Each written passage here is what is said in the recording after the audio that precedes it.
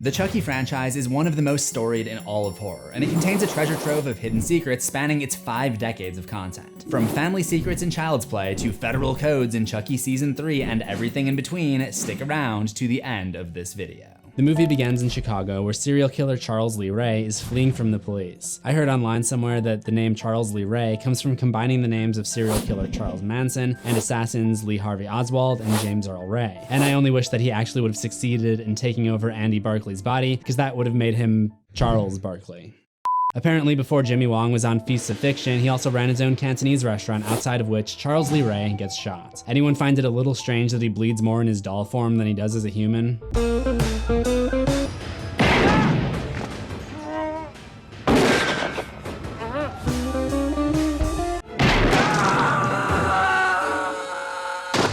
Anyways, he flees into the toy shop, and one thing I found kind of interesting here is that the front window of this place, Playland Toys, shows all of these toys driving cars, and that's like the one thing that Chucky can't do. In all of the sequels, he has to either hitch a ride or threaten someone to drive him somewhere. There's also a picture of Humpty Dumpty right here next to this French duck, and that could be a foreshadowing about Maggie falling down the 8th story window later. That could just be a coincidence, but I will note that this wasn't just a toy store that they filmed in. This was built for the movie and also destroyed for the movie. When Ray is breaking into the store, there's a game near the window called Fireball Island, which from what I can tell is a game about a cursed volcano, and Charles shoots in that direction to open the door. This could be a parallel to Chucky being a cursed doll who's eventually killed when they shoot it in the heart. Again, those are questionably intentional, but here's one that definitely isn't intentional, but I found kind of interesting anyways. When the title comes on screen, all of the letters are capitalized besides A and I, and in the 2019 version of Child's Play, Chucky is an AI, an artificial intelligence. As the dying Charles makes his way through the store, he keeps saying he's gotta find somebody. I gotta find somebody. I gotta find somebody. I gotta find somebody. I gotta find somebody.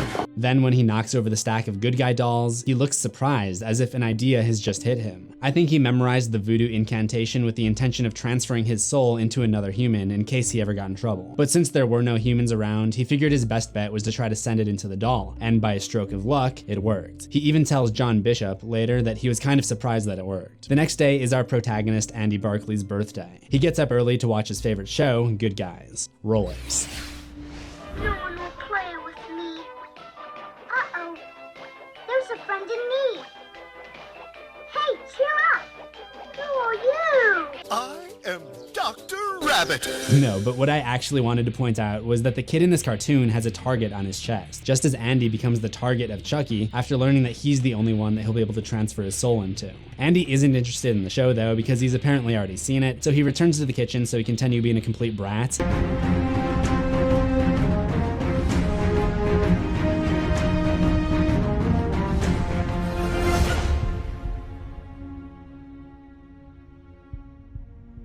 The brand of bread that he uses for his mother's toast is Good Stuff, which matches the constant Good Guys branding on almost everything he owns. I'm genuinely surprised that they didn't make this Good Guys mascot the villain of the entire movie instead of the doll. He looks way creepier. Look at this thing. Imagine this chasing after you in a dark alley.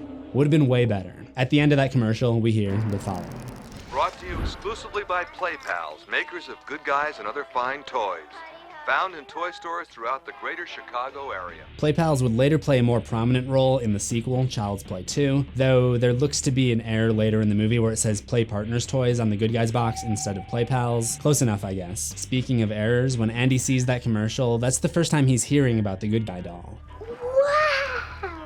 Then he goes into the other room and wakes up his mom, and she lets him open his birthday presents. Well, what do you think? I want a good guy to go with it. I know you do, Andy. Wait, hold up, stop it right there. No, you didn't know he wanted a good guy. He just found out like 5 minutes ago while you were asleep. All right, let's continue. Andy's mom is able to buy the doll from a peddler and give it to Andy. The design of the Good Guy doll is based off the My Buddy doll from the 80s. My buddy. My buddy. My buddy. My buddy. Andy's mom has to work late, so her friend Maggie watches Andy that night. As she's turning off the TV, a news report talks about Eddie Caputo, who escaped during a prison bus transfer on his way to court. You'll already know about this if you've seen the movie multiple times, but it's not as obvious on a first watch. Eddie was Charles' accomplice the night before at the toy store, who bailed out on picking him up in the van. Hey, don't leave me, God, no! So Chucky goes after him later and blows up his hideout. What the fuck? Also, the news station is called WDOL, you know, because Chucky's a doll. Chucky pushes Maggie out of the window, so Karen ends up coming home to an apartment full of cops. What? Miss Peterson's dead, Miss Barkley. What? Wait, how are you surprised by that? After this? Nothing to see. Let's move this. And this? And after this? Miss Barkley, I'm Detective Mike Norris. Homicide. So the cops clear out after he explains everything, and the next day Karen takes her son to school and lets him bring the Chucky doll with. This is almost as bad as that kid who brought his cat to school in Pet Sematary 2. Yeah, this video really took a wrong turn if we're talking about Pet Sematary 2 again. Andy skips school and Chucky makes him go to Eddie's hideout so he can get his revenge. The police find Andy and pick him up, where they discover he believes that Chucky is alive and send him in for a mental evaluation. Karen is left to give Chucky a closer look. At the apartment, there's a photo of a guy in a red shirt. I'm guessing that's supposed to be Andy's deceased father, and they have the same photo all over the house, but it's actually just the director of the movie, Tom Holland. He also makes a cameo as the voice during that creepy commercial that I mentioned earlier. Chucky tries to kill Officer Norris and is almost successful, but Norris ends up shooting him, and Chucky discovers that he's able to feel pain. So he hits up his pal, John Bishop, the voodoo doctor, to try to figure out how to remedy the situation. He learns that his doll form is becoming human, and Chucky threatens him with a voodoo doll to try to get more information. Shouldn't tell your customers where you hide things like this, John. Wait, so are we to believe that John made a voodoo doll of himself? Why? How would that... You know what? F it, let's just continue on with this video. So long, John. And so Chucky learns he must transfer his soul into the person who he first revealed himself to, which of course is Andy. So Chucky tries to break into the hospital where the little is being kept, and all of a sudden he's freaking massive on the stairs. Look at this. It's like that mascot I was talking about earlier. And are we really supposed to believe that Andy, the kid who could not even pour a bowl of his cereal properly, was clever enough to set that bait with the pillow and escape when Chucky came in? And one more thing, why do they have this shock device which is apparently capable of killing a grown man in a children's hospital? And another thing, how does a 6-year-old find his way home on the streets of Chicago by himself? And it's winter, and I'm assuming he's never been to this hospital before. Alright, I'll stop ragging on this movie now. No, I won't. Obvious reference to Halloween, obvious reference to The Shining. Andy's mom gets home and manages to trap Chucky in the fireplace, and we actually get a pretty cool one-liner from Andy. Andy, no, please. We're friends to the end, remember? This is the end, friend. It isn't. They blow Chucky's head off, and he comes back. They blow his arm off, and he comes back. And then finally they figure it out. For some reason you have to shoot it in the heart. The heart!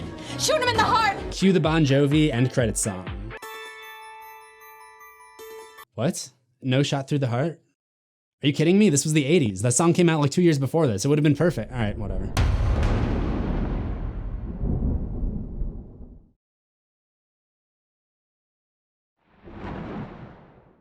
Let's reopen the toy box and take a stab at Child's Play 2. This one opens up by showing the aftermath that the events of the first movie had on the company that makes the good guy dolls, PlayPal Toys, and their boss, Mr. Sullivan. As president of a major toy company, Mr. Sullivan has a custom license plate that says Fun 1. The other executives later shown to have the license plate Exec 4. We'll see more of Mr. Sullivan and a little bit about why he's known as the Fun 1 in the next sequel. But in this movie, he's not in the mood for fun and games.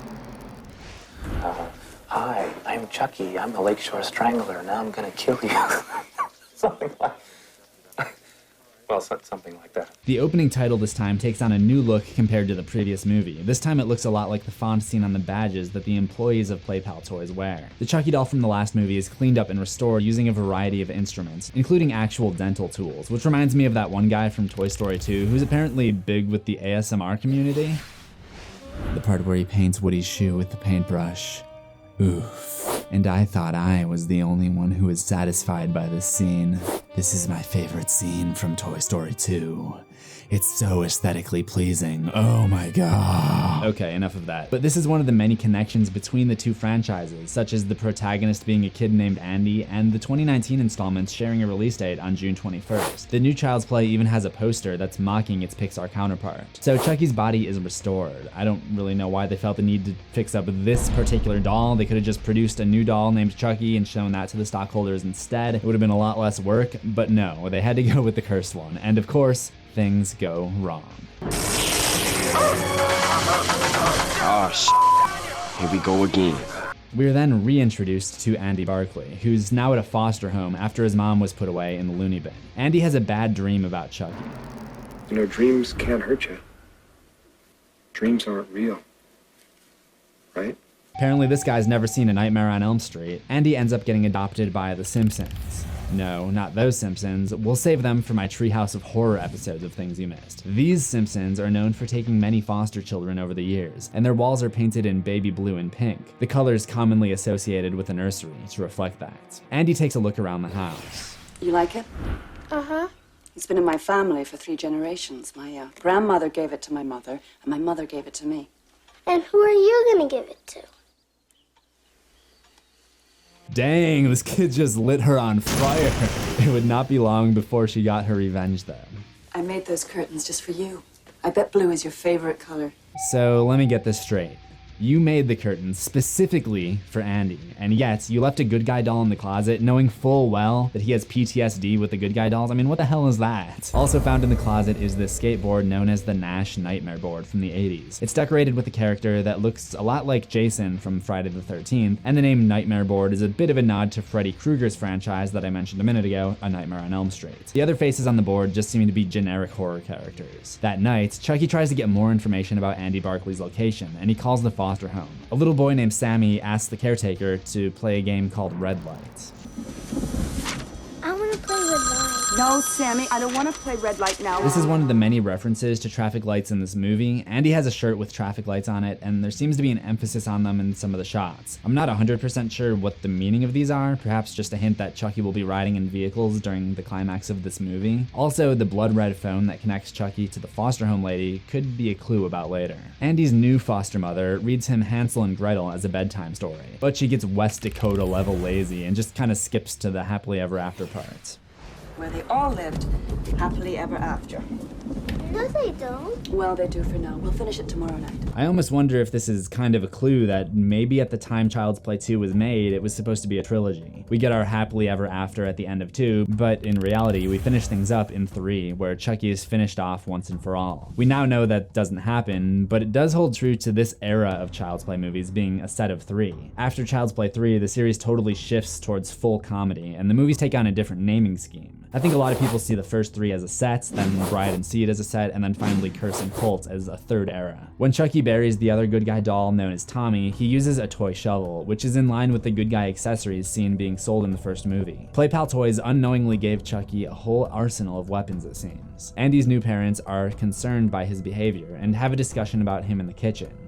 Okay, seriously, how do they not hear him eavesdropping right here? Let's actually skip ahead a little bit further to Andy going on the school bus. There should actually be some things you missed in this scene. So Andy gets on the bus and several kids are wearing good guy merchandise. And this one kid is extremely hostile.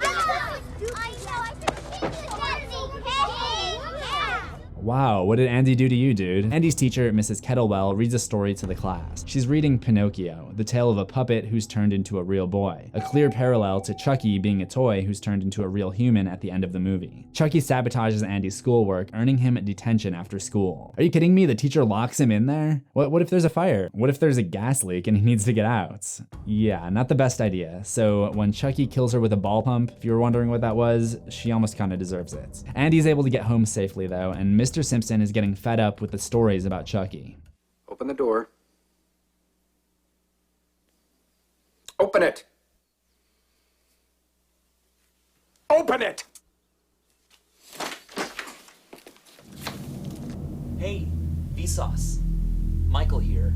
Andy gets the meat carver that night and decides to take matters into his own hands, but Phil hears the commotion and comes down to investigate, unfortunately becoming the next victim of Chucky. The woman from the foster home has to come pick up Andy and Kyle as they'll no longer be able to stay in this home. As she's explaining things to him, there's a carousel in the background. This is probably just a random set piece to go along with the clown scene in the upstairs bedroom, but the analytical side of my brain likes to see this as a symbol for Andy's current state of life and how he's constantly being thrown back into this loop that just goes around and around in cycles of being assigned to a new home, getting attacked by Chucky, and getting sent back to the foster home, and then getting assigned to yet another new home, never escaping the danger and constantly going around and around like a merry-go-round. But then I remember it's a movie about a killer children's toy and probably doesn't go that deep.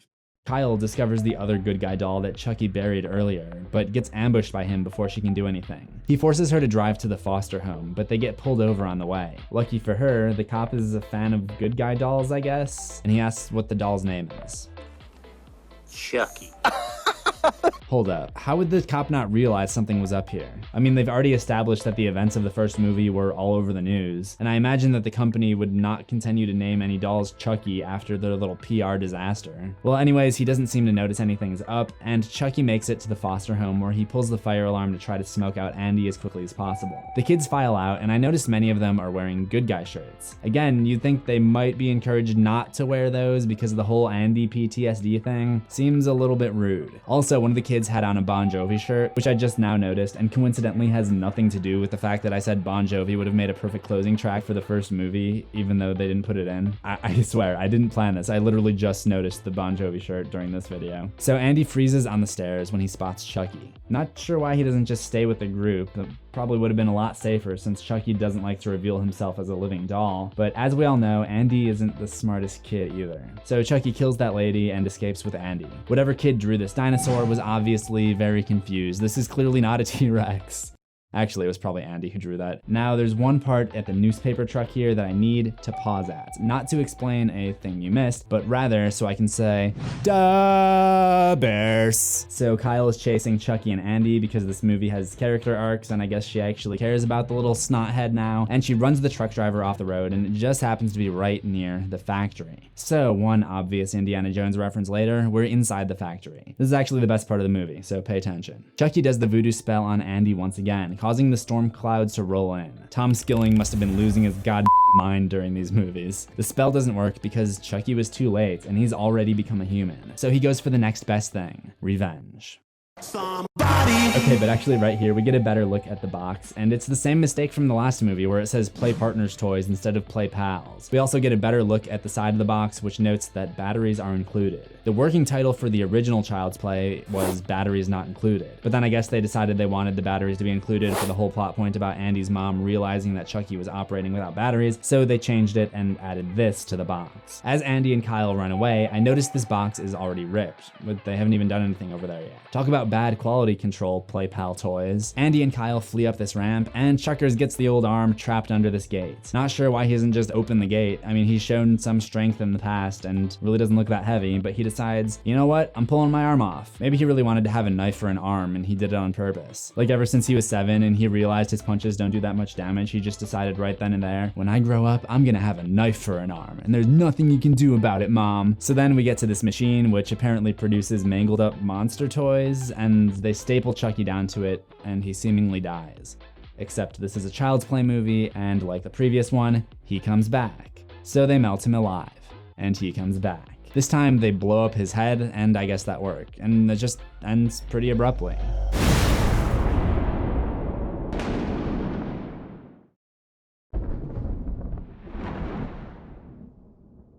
We pick up right where we left off, at the factory from the end of Child's Play 2. Only a lot of time has passed and it's now shut down. The opening titles are very Halloween, but instead of showing the decomposing pumpkin in reverse, we see the plastic melting in reverse, and also being infused with Chucky's cursed blood or whatever. I don't know, this is the dumbest method of resurrection for Chucky yet, and I think that's saying a lot. We find out that the company behind the good guy dolls are thinking about bringing them back, and Mr. Sullivan, our buddy from the second movie, makes the final call. He has a conversation with one of the other executives.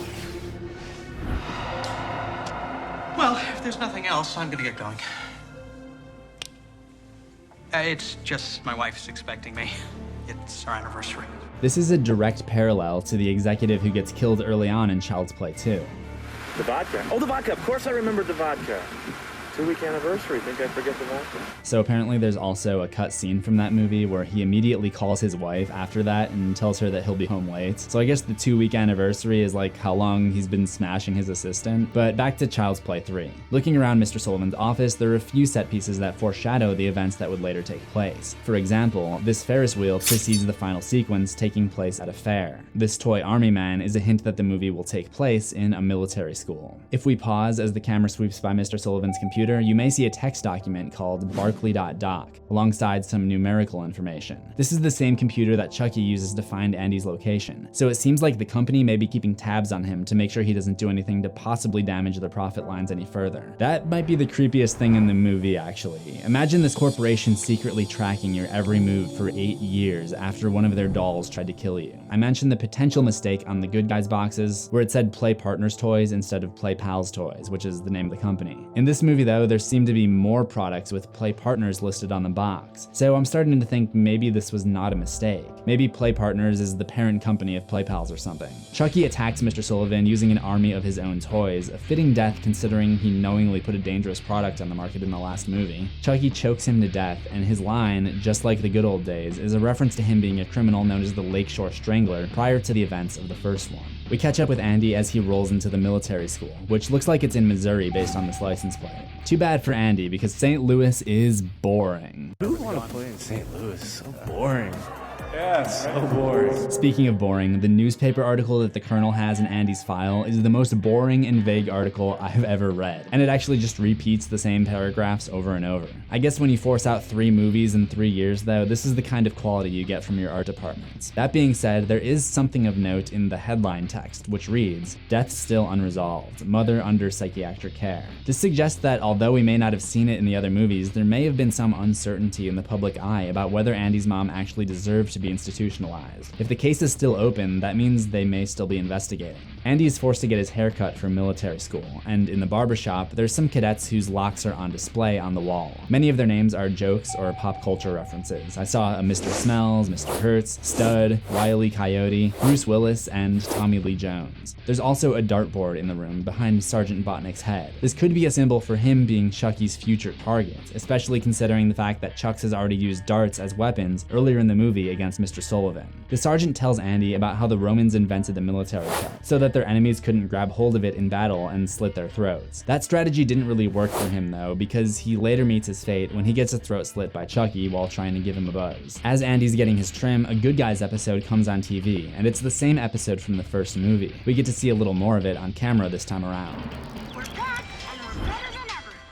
No one will play with me. Uh-oh, there's a friend in me. This kid Tyler even has a similar reaction to Andy when he first saw the commercial. Wow!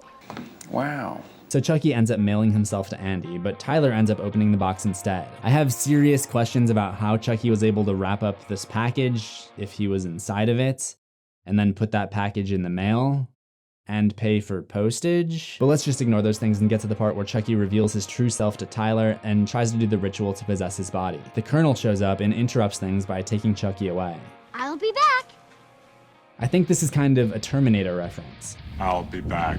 Chucky and the Terminator are both kind of robotic killers in the way, the main difference being that Chucky is slowly turning human. Andy's roommate Whitehurst tells Andy he needs to unpack, which may or may not be an intentional reference to Mrs. Simpson telling Kyle to unpack in the previous movie, but Andy unpacks his stuff and we see that he's got a magazine called Playpen. It seems that Andy has grown up and moved from Play Pals to Playpen, and the text on the front of the magazine says, "Come play with me," just as the Good Guy box says, "Hi, I'm a good guy, let's play." Andy is left alone in the room with Chucky, but the drill leader, Shelton, barges in and steals the doll as a present for his younger sister. And Andy is finally smart enough now to know that most people will think he's insane if he tells them the truth about Chucky. So instead, Andy tries to warn Tyler that Chucky will come after him, but not before the Colonel sees Chucky moving around and has a heart attack as a result. Then Chucky slits the throat of the barber, Sergeant Botnick, as I mentioned earlier. So it all comes down to this thing they do called the War Games, which is basically capture the flag meets paintball. My parents always used to use military school as a punishment threat whenever I got in trouble. Like, you better be good or we're gonna have to send you to military school. And I always thought that would have been like the worst punishment you could get as a kid, but judging from this movie, it looks kind of fun. I mean, you get to camp out, possibly command your own little army unit with paintballs and walkie-talkies. I'd take that over sitting in a classroom and watching Bill Nye the Science Guy all day. But it's all fun and games until Chucky brings in a real grenade? Why does the school even have this? It's like the whole shock device from the first one all over again. Also, what happened to Chucky's teeth? Looks like that one lady I pointed out in the Black Christmas episode.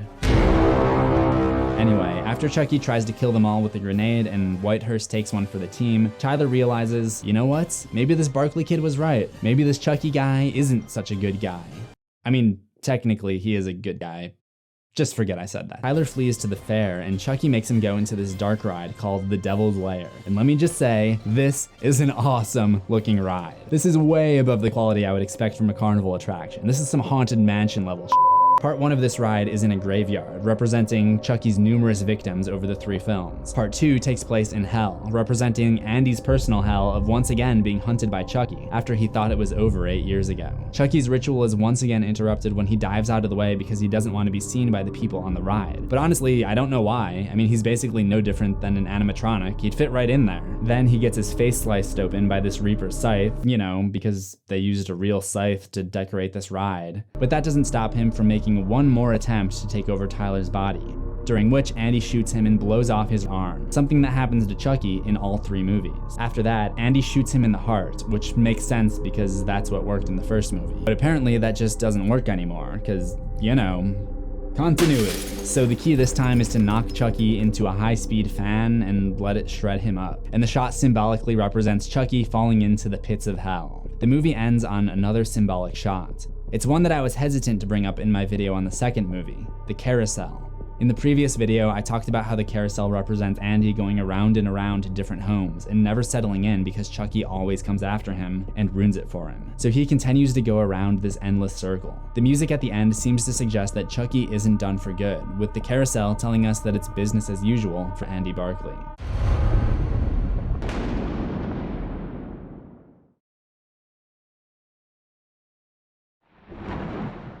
When you hear the title Bride of Chucky, the first thing you're probably going to think of is Bride of Frankenstein, the 1935 sequel to Frankenstein starring Boris Karloff. That's the movie we see Tiffany watching in the bathtub early on in Bride of Chucky. She's alive! If you haven't seen it, there are some similarities. Primarily, the main message of Frankenstein and Bride of Frankenstein, which is actually just told to us verbatim in the movie. There's a character for Mary Shelley, the author of the Frankenstein novel, and she explains the moral of the story before we jump into it. The punishment that befell a mortal man who dared to emulate God.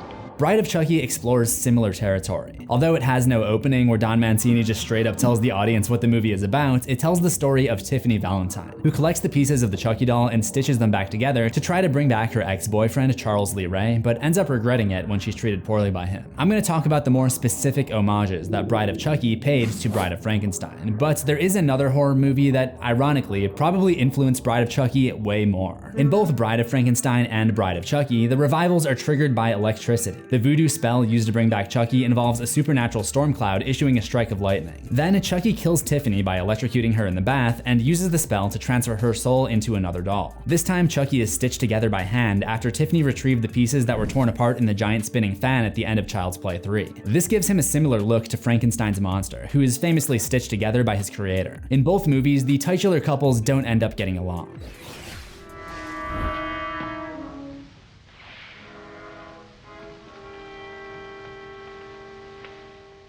Friend?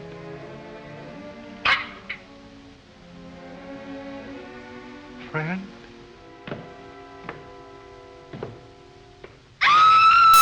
But as I mentioned, I don't think Bride of Frankenstein was the biggest inspiration for the 4th Chucky movie. If you look at some of the marketing, it becomes very clear that Universal Pictures was trying to capitalize on the success of a more recent franchise, as the official poster is a direct parody of Scream 2, and the logo, with its pointy K, is basically a ripoff of the Scream logo. Scream took the horror world by storm in 1996, thanks in part to its horror genre satire and abundant self-awareness. Scream is basically a slasher movie that knows it's a slasher movie, and Scream 2 satirizes the cliches of horror movie sequels. The opening scene of Scream references many horror movies that came before it in the iconic "Do you like scary movies" dialogue, which includes references to Halloween, Nightmare on Elm Street, and Friday the 13th. The opening scene of Bride of Chucky does a very similar thing. We look inside the evidence room at the Lockport Police Department, where we see Michael Myers' mask from Halloween, Freddy Krueger's glove from Nightmare on Elm Street, and Jason's mask from Friday the 13th. This may also be Leatherface's chainsaw from the Texas Chainsaw Massacre. A cop gathers up the remains of Chucky and brings them to Tiffany, who takes him out with her sharp nail file, which has this curved tip that makes it look like the knife used by Ghostface in the Scream movies. Additionally, there's a moment during that opening scene of Scream where the killer refers to Casey as Blondie.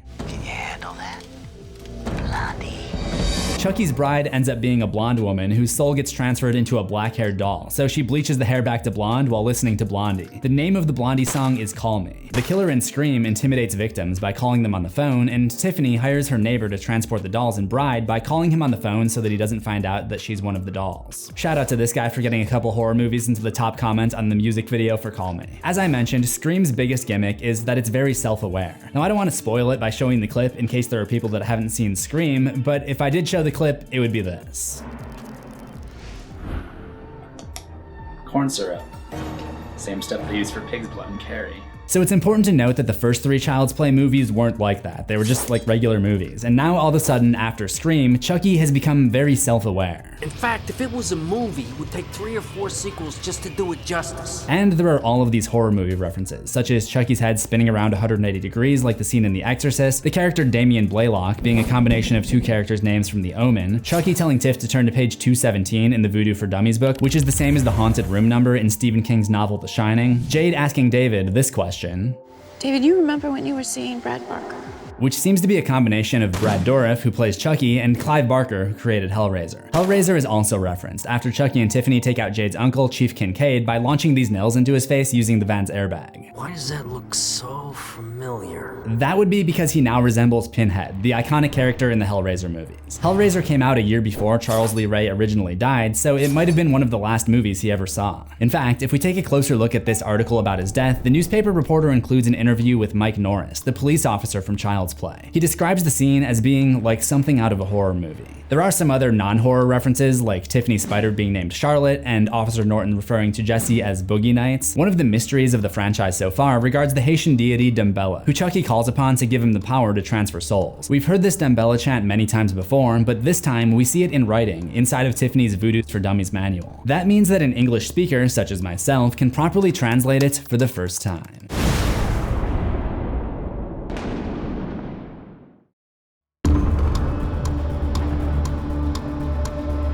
The Dambella chant is a French incantation, meaning, to the almighty Dambella, give me the power I beg of you, to the mercy of my soul, to the point of my death. Hear me out from my condemned voice. Dambella is a Haitian entity, and if you're unaware, in Haiti, the official language is French, so that's why the incantation has to be in French. There's actually a recurring theme of French phrases being used in the movie. When Damien is cringefully trying to seduce Tiffany at the beginning, he tells her about the French saying, le petit morte, the little death, and invites her onto the bed to quote-unquote die a little. She asks him if he's ready for a ménage à trois, which is French for threesome, which is also a clue that Chucky is actually alive. But Damien doesn't quite get it. What's that? Finally, when Tiffany confronts the thieving couple at the Love Motel, she throws a bottle of champagne called Goût du Rance, or Taste of Rance, which is the capital of the champagne and wine growing region in France. Now, if you would please draw your attention to the boobs, you'll notice that Tiffany has a tattoo with Chucky's name on it, and the heart is getting stabbed by this little dagger. She actually transfers this tattoo to her doll body after her soul is transferred, during the scene where she dyes her hair and gives the doll a makeover to look more like her. I don't know what the point of going through all that was, because she's planning on transferring back into a human body like within the next 24 hours. Seems like a lot of wasted effort. But I think the tattoo shows that losing Chucky in the 1980s broke her heart. But I also find it interesting because in the first movie, that's how you defeat Chucky. Norris shoots him through the heart because his organs have turned human. However, Bride gives new meaning to rules from the first movie, where John Bishop told them that they had to destroy the heart. Maybe he didn't mean that they had to shoot Chucky in the heart, because that obviously only puts him down temporarily. Maybe he meant that they needed to destroy this amulet, the heart of Dambella. I don't quite get why they feel the need to retrieve the amulet though, because Chucky never attempts to get it in the first 3 Child's Play movies, and there is a later movie where he takes over a human body without the amulet, so I don't know. I don't have an answer on this one. But on the way to retrieve it, Chucky and Tiffany cause mayhem all around them, taking out several police officers and other bystanders, causing their chauffeurs, the young couple Jesse and Jade, to look very guilty as death follows them everywhere that they go. As they drive through the night, we hear one other song that I want to talk about, See You in Hell by Monster Magnet. This song contains the following lyrics. What time and snow couldn't bury, years of forgotten guilt, that little body's calling, rising up from under a Jersey landfill. Well, it isn't a landfill, but they're traveling to New Jersey, where the body of Charles Lee Ray would rise up from underground when his skeleton is exhumed to double check that he's really dead, because Chucky's been leaving Charles Lee Ray fingerprints behind at all the crime scenes. There's also the title of the song to consider, See You in Hell. Last episode I talked about how Chucky falling into the pit in the Devil's Lair dark ride symbolized him descending down into hell. So the title foreshadows this parting line in Bride. Goodbye, darling. I'll see you in hell. Chucky is able to finish Tiffany off though, so it ends up being Jesse who shovel yeets him into his own casket, where he starts freaking out. What's the matter, Chucky? You act like you've never seen a dead body before. The very last thing in this movie is the explosive birth of Chucky's offspring, which leads us into the next Chucky movie, Seed of Chucky.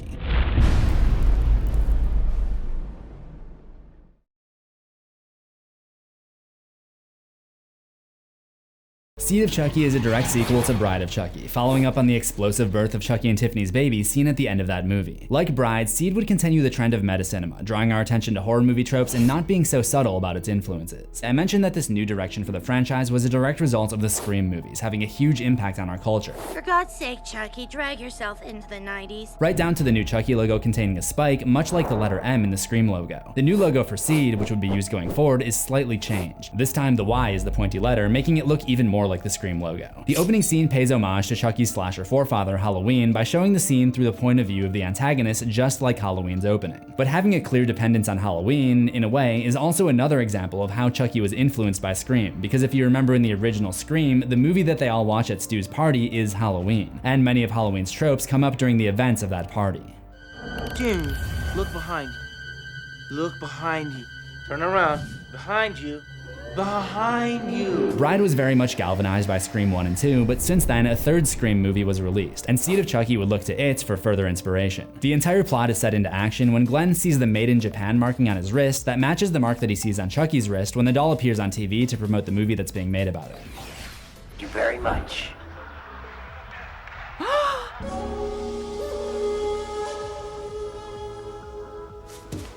I'm no orphan after all! Which is just wrong. It doesn't make sense that Chucky would have a Made in Japan mark because we clearly see the doll was created in a factory in Chicago during Child's Play 2. And Charles Lee Ray himself was born in Hackensack, New Jersey, as was Glenn, who was live born in the cemetery at the end of Bride. After the opening dream scene, we find ourselves in a graveyard where Santa Claus, or someone posing as him, discovers that he's giving Chucky and Tiffany a ride in his sack of toys. When Chucky comes face to face with the big man, he makes this discovery. I knew it! You're not real. This is an ironic thing to say because throughout Chucky's entire existence as a doll, he's only able to get away with the things that he does because nobody believes that he's real. The majority of the public just thinks he's a regular doll. This whole scene ends up being part of the production of a movie within the movie. They have to stop filming due to some technical difficulties in the special effects department. Chucky's broke again!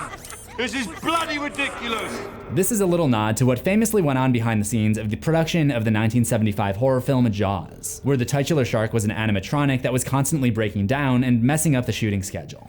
You could hear this. The shark is not working. Repeat. The shark is not working. The concept of a Chucky movie being made within another Chucky movie heavily derives from Scream 3. In each of the Scream sequels so far, Hollywood makes a movie adaptation based on the events of one of the previous movies, which is referred to in-universe as the Stab franchise. Scream 3 features actor counterparts of each major character, and Seed of Chucky goes one step further by casting Jennifer Tilly, who played Tiffany in Bride, to play herself, Jennifer Tilly, who is also playing the adaptation version of Tiffany in the movie within the movie. Seed of Chucky must take place in a world not too different from our own, because Jennifer mentions that she thinks she should have played Erin Brockovich, which her rival Julia Roberts won the Academy Award for Best Actress for in 2001. And the Oscar goes to Julia Roberts. She also makes reference several times to her own Oscar nomination in the 1994 film Bullets Over Broadway. Additionally, the Variety newspaper that she reads features real articles from the world of entertainment in 2004, and we see a magazine later on mentioning the 2004 Spanish horror film Rojo Sangre. Scream 3 came out in 2000 and loved to parody real-life stuff from Hollywood. But there's another horror movie that played even more of a role in influencing Seed, and we can find it when we look to the title of the Chucky movie that's being shot in that second sequence.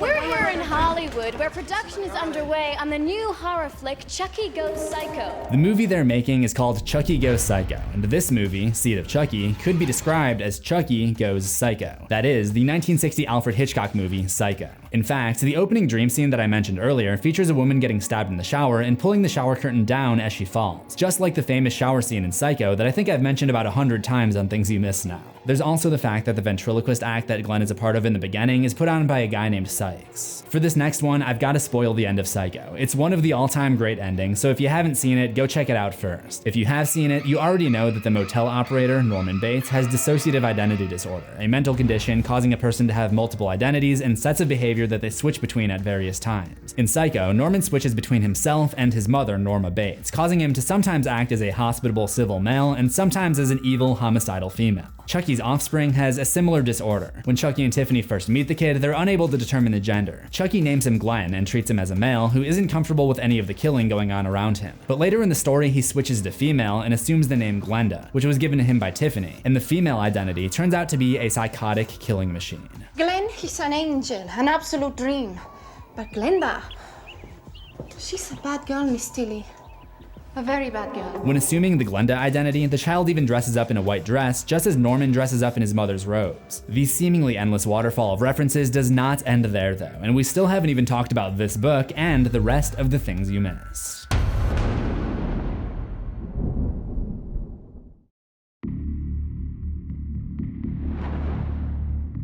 Jennifer Tilly pursues a new acting role as the Virgin Mary, the biblical figure who supposedly magically becomes pregnant. This could be another example of the movie calling attention to the fact that it's a movie, because our story in Seed is also about a Jennifer Tilly character's pregnancy. She takes a meeting with the director Redman, and in his office you see a poster of the movie Scarface, perhaps a reference to the fact that Chucky has stitches on his face during this arc. Or maybe Redman just really likes Al Pacino? After realizing he's Chucky and Tiffany's son, Glenn ships himself to the movie studio in Hollywood, and again, like in Child's Play 3, we have no idea how he accomplished this, because how did he pack and ship himself when he's already inside the box? So let's just look past that. He arrives in a special effects shop and sees other horror icons waiting there, but his interest is in his parents, and he tries one of the Dumbella spells to awaken them. And as you probably know, it works. Which means these dolls that were being used as props in the Chucky Goes Psycho movie were the actual dolls from the crime scene in 1999, because Chucky can't just spawn into any old good guy doll. Not yet anyways. We see the original doll cleaned up and rebuilt in Child's Play 2, then that doll is melted down and the plastic is used to create a new good guy doll in Child's Play 3, then the pieces of that doll are stitched together in Bride, and now it appears that the movie studio somehow ended up with it and turned him into an animatronic.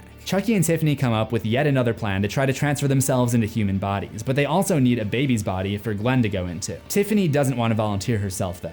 Roll it. Well, I'm not getting pregnant again, I'll tell you that much.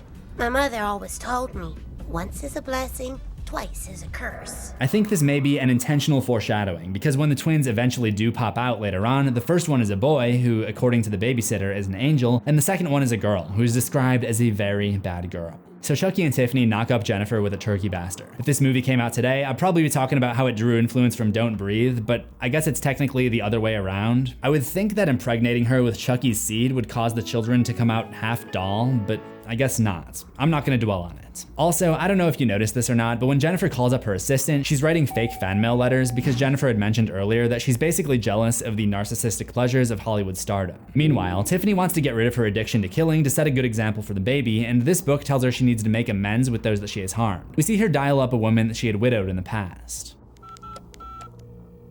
Hello? Good morning. Is this Ruth Bailey? Speaking. The widow of Robert Bailey? Yes.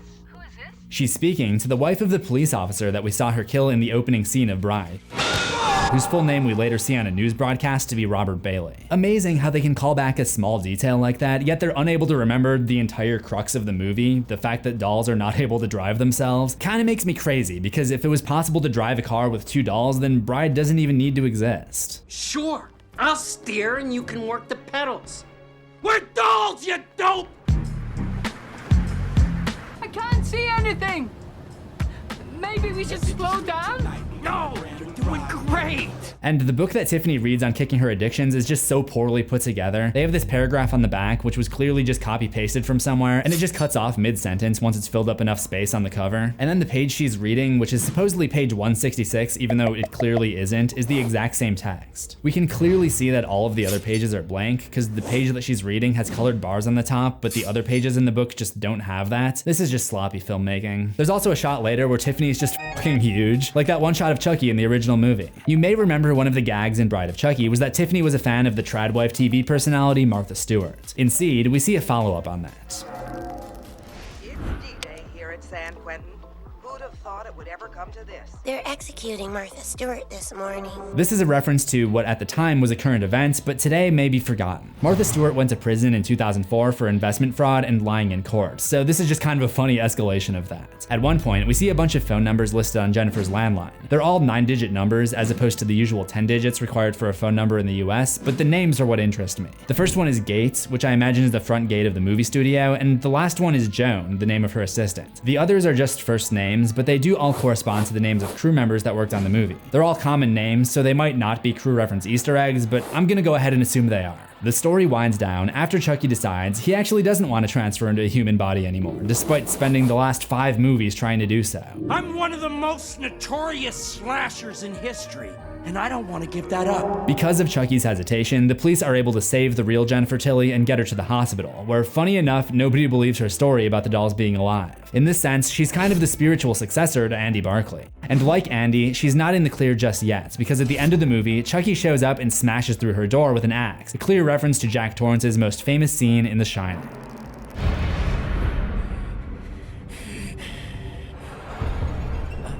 I can't think of a thing to say. One of these days, I'll just have to make like a compilation of every The Shining reference I've pointed out in a movie. In the end, Chucky loses his limbs just as he does in each of the original 3 movies and gets his head cut off just like he does in the first one. But this is a clue about the epilogue, because if you've seen that first movie, you know that cutting off Chucky's head isn't enough to finish him. And Glenn would find that out 5 years later.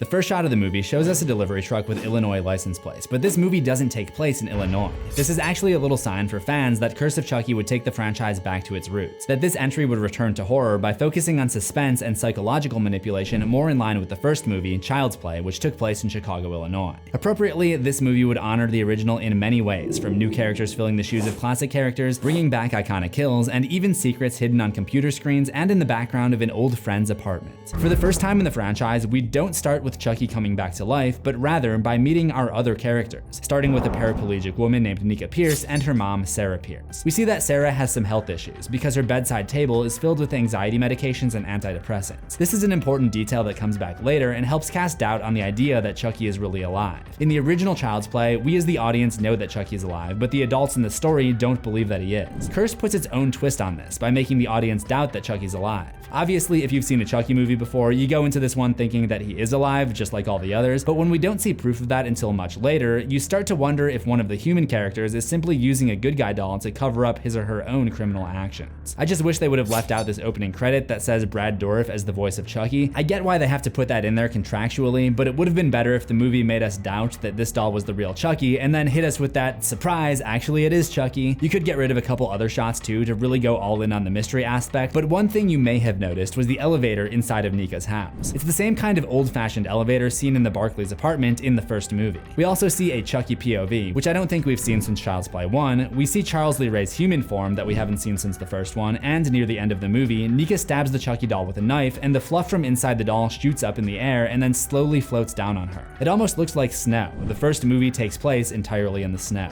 But Curse isn't just here for superficial visual callbacks to 1988. If you think about the character dynamics, there are even more similarities. For one, Chucky finally has a new best friend to the end. That is, a young kid that he psychologically manipulates. Instead of Andy this time, it's the little girl Alice. He keeps his true nature a secret by only communicating with her and through her, because she's too young to understand that dolls shouldn't be sentient. Oh, Chucky wants to know what's for dinner. Chucky wants to watch the 9 o'clock news. And he doesn't hold back any graphic language. He said that life's a and then you die bleeding like a stuck pig. He said Aunt Maggie was a real bitch and got what she deserved. In addition to the child-to-doll relationship, the child in each movie has another adult who's close to them. In Curse of Chucky, Alice has a special bond with her Aunt Nika, and in Child's Play, Andy has his Aunt Maggie, who isn't really his aunt, but she's just such a close family friend that he calls her as such. In reality, she's more of a nanny, and Curse also has a dedicated nanny, so that role is kind of split into 2 characters. But another similarity is what happens to each respective aunt character. In Child's Play, Chucky pushes Aunt Maggie through the window of the high-rise apartment, and in Curse, he rolls Aunt Nika's wheelchair wheelchair through a railing, sending her off the second floor landing in the foyer. If you're an observant Chucky fan, you may have noticed the first big confirmation that Chucky is actually alive. When Alice finds him in the bathroom, he's got bloodshot eyes. It's actually in the previous movie, Seed of Chucky, that we see what happens to the doll's eyes when the awakening ritual is performed on them. So this means that Alice's new doll is, in fact, possessed like the dolls that we've seen throughout the franchise. When Chucky starts taking victims at the house, Nika's brother-in-law Ian starts to point the finger at her. The situation is somewhat similar to the plot of the 1982 film The Thing featuring Richard Masur. It makes me wonder if the name of Nika's physician, Dr. Masur, is an intentional reference. Dr. Masur said I was fine. Dr. Masur said that extreme stress, any kind of even mild shock. They pronounce it a little bit funny in the movie, but if you look at the script and subtitles, it's spelled the same way that Richard Masur spells his name. It might not be an intentional reference, but it's an uncommon enough name to make me entertain the possibility. After the very tense dinner scene, Nika brings the doll upstairs in the elevator when the power goes out. And when the lights come back on, she sees this. The doll's head had spun around 180 degrees, leading to this very unsettling moment with Alice. Hey, wanna play? This is a move we saw Chucky make to scare Damien in the beginning of Bride, which at the time I mentioned as being a reference to The Exorcist, but I guess now he's just absorbed that into his own repertoire. We see it again later in the film. Nika would soon discover the truth about Charles Lee Ray on the internet, and the articles contain some previously unknown information.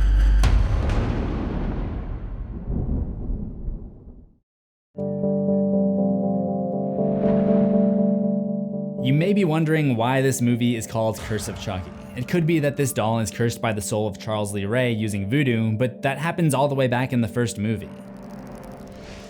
Just keep your fucking mouth shut. Chucky, stop cursing. Oh, so that's why it's called Curse of Chucky. This is also a callback to a line from Tyler in Child's Play 3, who is similarly not a fan of Chucky's foul mouth. Yes, sir. Charles, stop swearing. After Alice recounts the obscene things that Chucky said to her mom, she also mentions this curious detail. He says there is no God. And we hear Chucky himself say this later in the movie.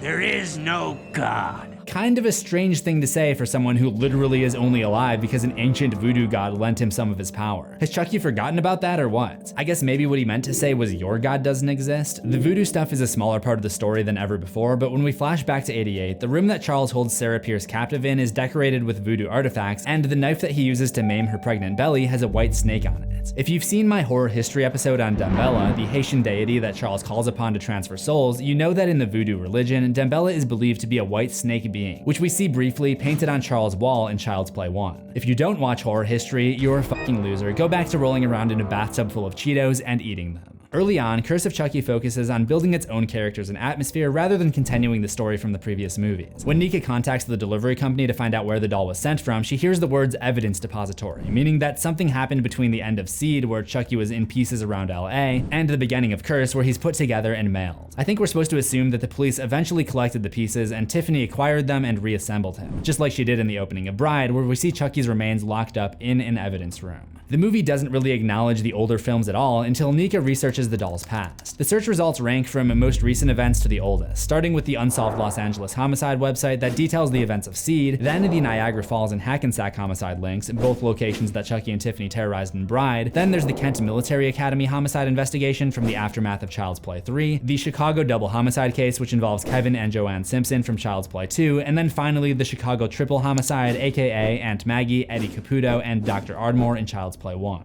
Nika then looks at the newspaper archives, which mention that Charles Lee Ray was the chief suspect of a local kidnapping. This is an early reveal of what we learned later in the movie. Sarah Pierce is the woman who was kidnapped. Of course, this text isn't on screen long enough to read it, but I love when there are little clues like that you can go back to. Her research is interrupted when the electricity in the house goes haywire because upstairs, Chucky kicked over a bucket of water to electrocute the nanny, Jill. This is seriously the worst outlet placement ever. Was this house designed by EA? Women can't live with them. Period. That might be a reference to Bride of Chucky, where Chuck and his woman literally just bicker for the entire movie. Also, you have to wonder what was going through Barb's head during this scene.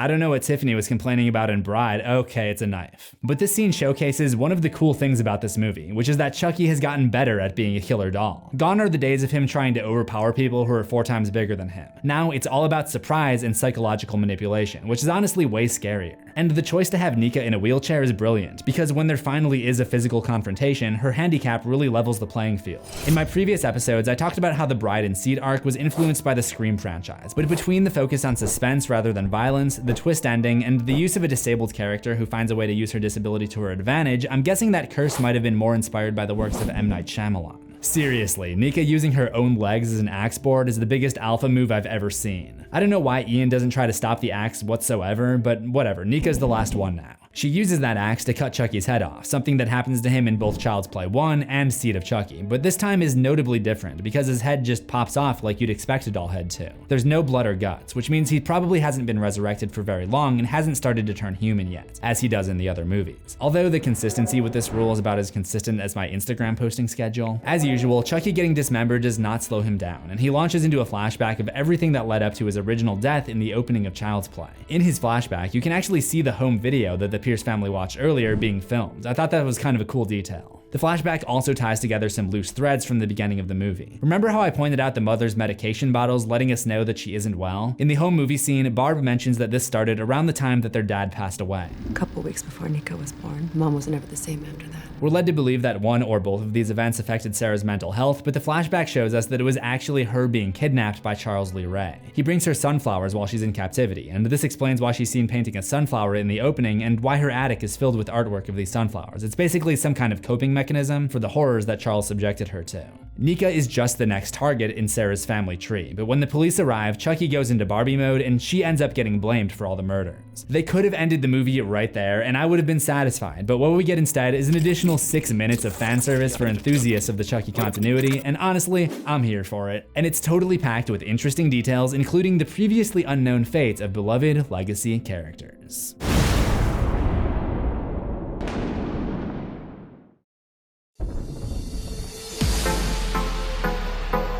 After the trial, this police officer takes the Chucky doll along in his squad car, and what would follow is almost an exact recreation of the opening of Bride of Chucky, where he makes a phone call where he mentions, "Don't forget my money," and investigates the evidence bag right before getting his throat slit from behind by Tiffany's nail file. Yes, she uses the same one from Bride. Then we see her shipping Chucky to a new destination, which makes a lot more sense than Chucky shipping himself in 3 and 5, and he arrives at Alice's new home and tells her that he wants to play. And now, it's time to play. Hide and seek? Hide the soul. Hide the Soul is the same name of the game that he uses when he's trying to perform the Dembella chant on Tyler in the 3rd movie.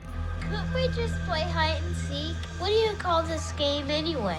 Hide the soul. We are led to believe that he's successful, making this his first successful transfer from the doll body into a human body. Again, they could have ended the movie there, and I probably would have been satisfied, but we would have missed out on the post-credits scene. For the first time in over 14 years, we're reintroduced to Andy Barclay, who receives a package before his birthday from the hottest delivery person that I've ever seen. We hear him on the phone with his mom when he says this. Yeah, I'm definitely coming for my birthday tomorrow. Back in the original movie, Chucky was his birthday present from his mom to him, which means Chucky is attacking him 1 day shy of the anniversary of their first meeting. He also asks, "How's Mike doing?" He's presumably talking about Mike Norris, the police officer that helped save him and his mom all of those years ago. It's nice to see that they kept in touch. There are a lot of interesting items in Andy's apartment. We see a picture of him and his mom from when he was 6, a picture of Kyle from Child's Play 2, which is actually a clue that they're still in contact, as we would see in the next movie. You can also see his diploma from Kent Military Academy, which tells us that despite getting arrested at the end of Child's Play 3, he was still able to finish school and graduate, which also kind of leads into the next movie, Cult of Chucky, where we see his familiarity with guns from the academy has stuck with him over the years.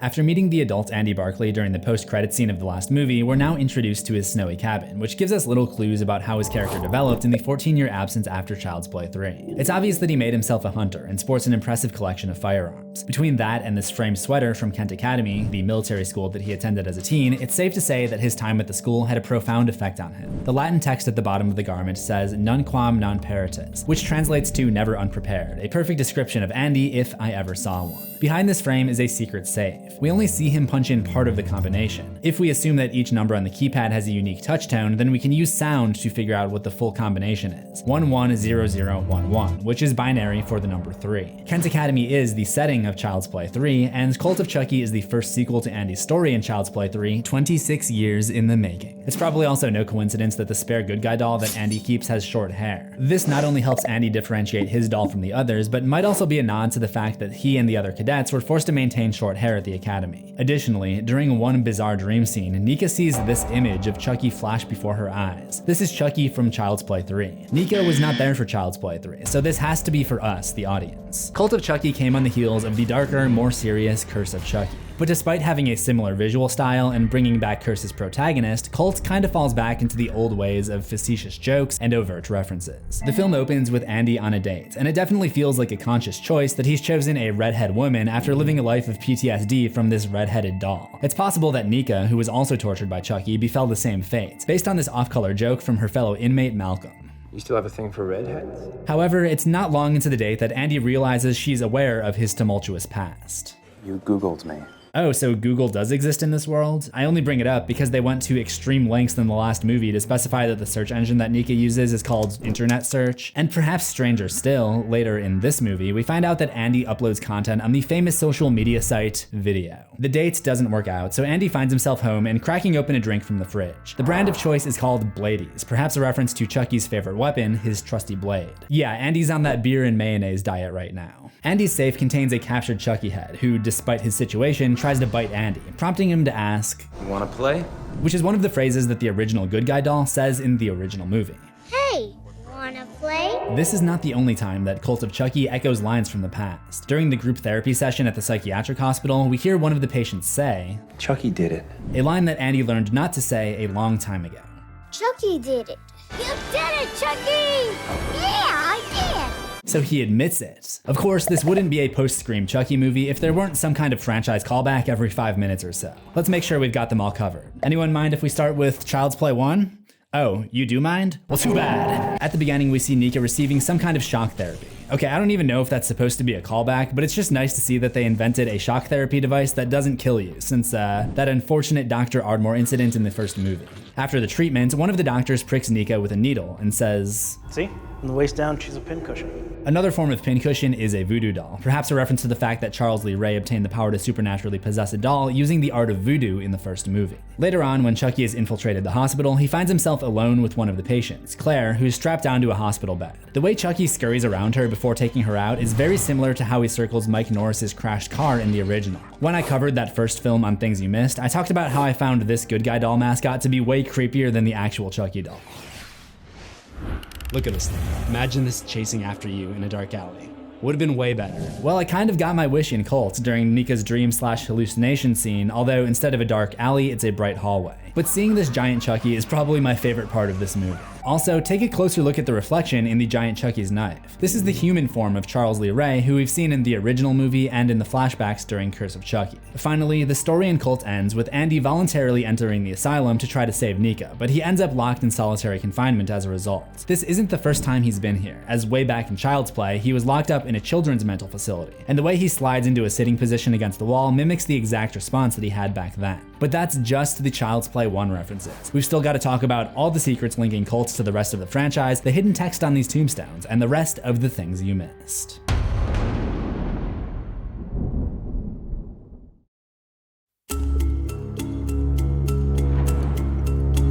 When the Chucky cult has expanded to 3 different dolls, they start to interact with each other and share their love of being a serial criminal. Chucky refers to this as his job, which I don't fully understand because he's not getting paid for it as far as I can tell.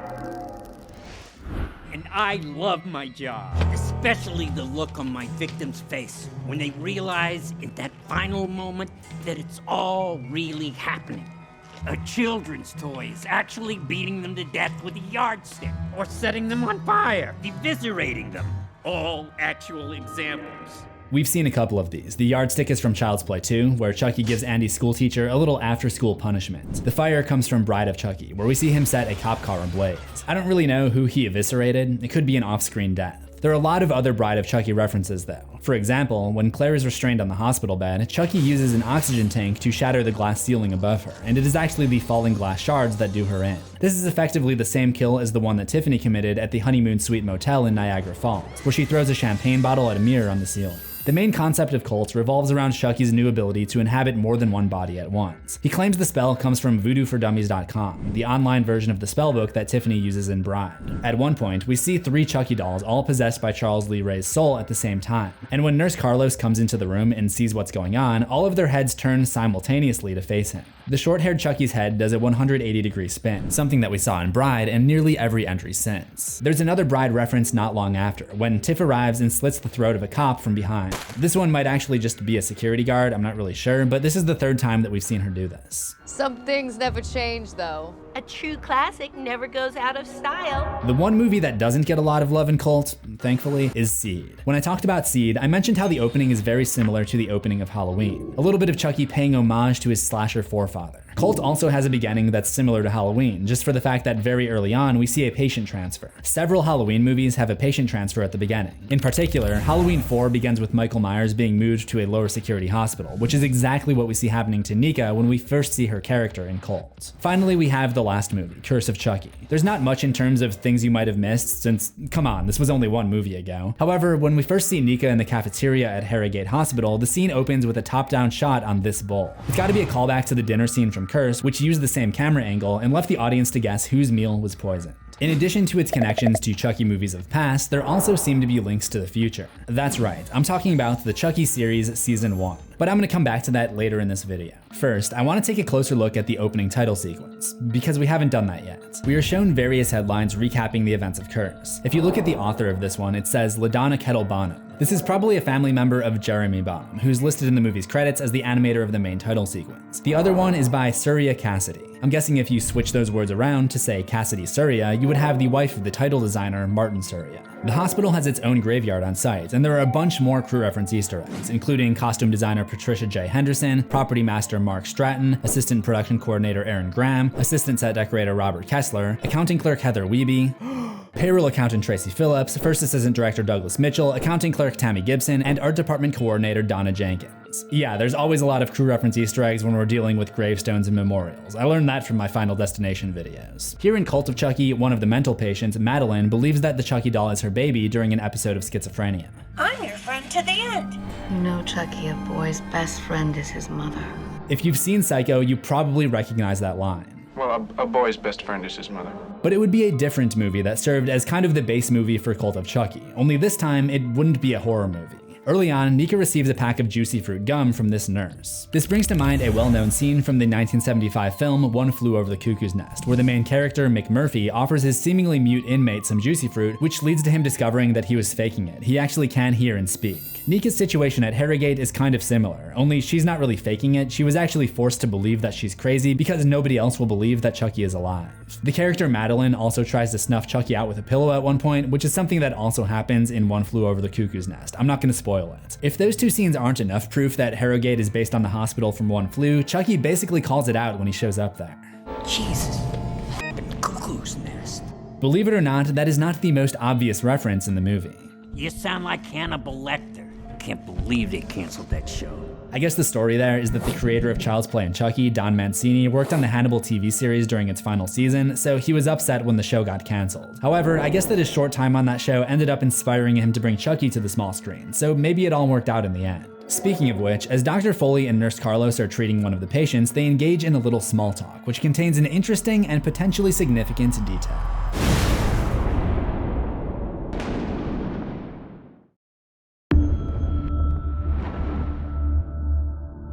One interesting aspect of Cult of Chucky is the fact that the killer dolls are not the only bad guys in this film. There's also the abusive psychiatrist, Dr. Foley, who hypnotizes Nika so that she cannot remember their sessions. During one of these sessions, you can spot Chucky's shoes peeking out from behind a curtain in the background, as a little clue that the possessed good guy doll would be intervening before long. It's not until later in the movie that we learn Chucky can inhabit multiple bodies, but there's a clue in Madeline's room. She has drawn many sketches of the Chucky doll, and one of them has eyes with huge pupils, which in the previous films is what happens when Chucky comes to life, meaning that Madeline has seen this happen. If you're paying close attention to the calendar date of each event, you may have also known that there has to be more than one Chucky. Andy figures it out before we as the audience know. I explain this in full detail in my Andy Barkley horror history. Speaking of Andy, he's on his way to the asylum to try to save Nika and the others, and he receives a strange call from someone.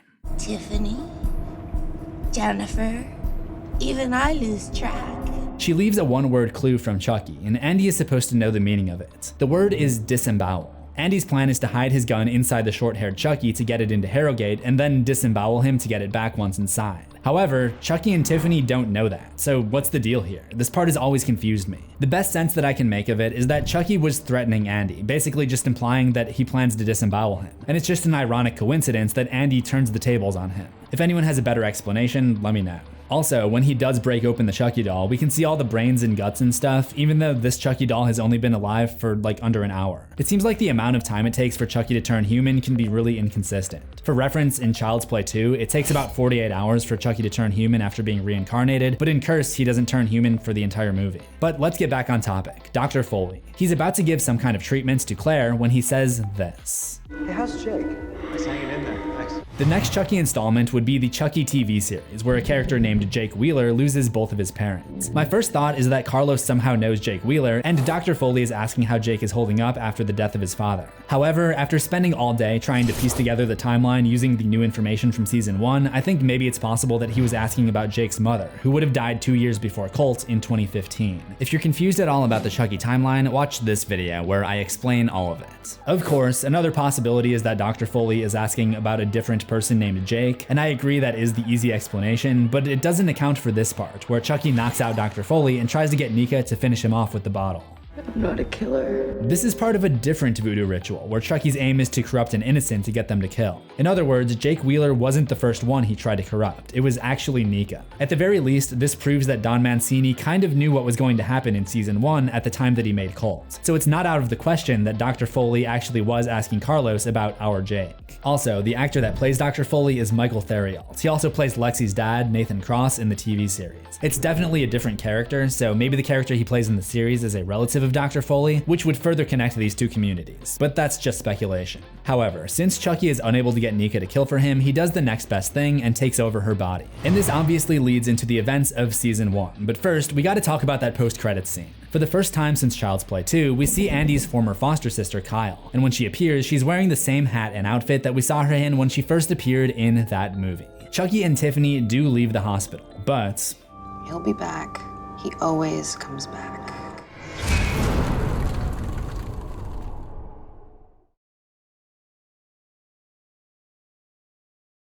as I have for every movie in the Chucky franchise, I'm gonna go over everything you might have missed in season 1 of Chucky. With 8 episodes, there's a lot to cover, so let's start at the beginning with the opening title sequence. Each episode has a unique title animation that plays over the theme song, and this theme song may sound familiar because it's actually a reorchestrated version of a track from the original score for Child's Play 2. Let me play them both for comparison. Here's the theme from the show.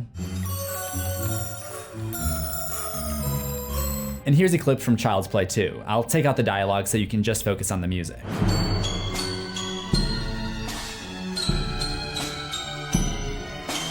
Choosing a track from Child's Play 2 lets the viewer know that this season is a tribute to that second movie. The season features more elements of Child's Play 2 than we've seen since, well, Child's Play 2. Just as Curse of Chucky was a sort of second coming of the first Child's Play, Chucky Season 1 would be a sort of second coming of its sequel. Not only is the story very similar, Child's Play 2 is about Andy going to a foster home where he's hunted by Chucky, and Chucky Season 1 is about Jake Wheeler receiving foster care from his aunt and uncle after his dad is electrocuted by Chucky, but the visual design of the show also calls back to that 1990 sequel.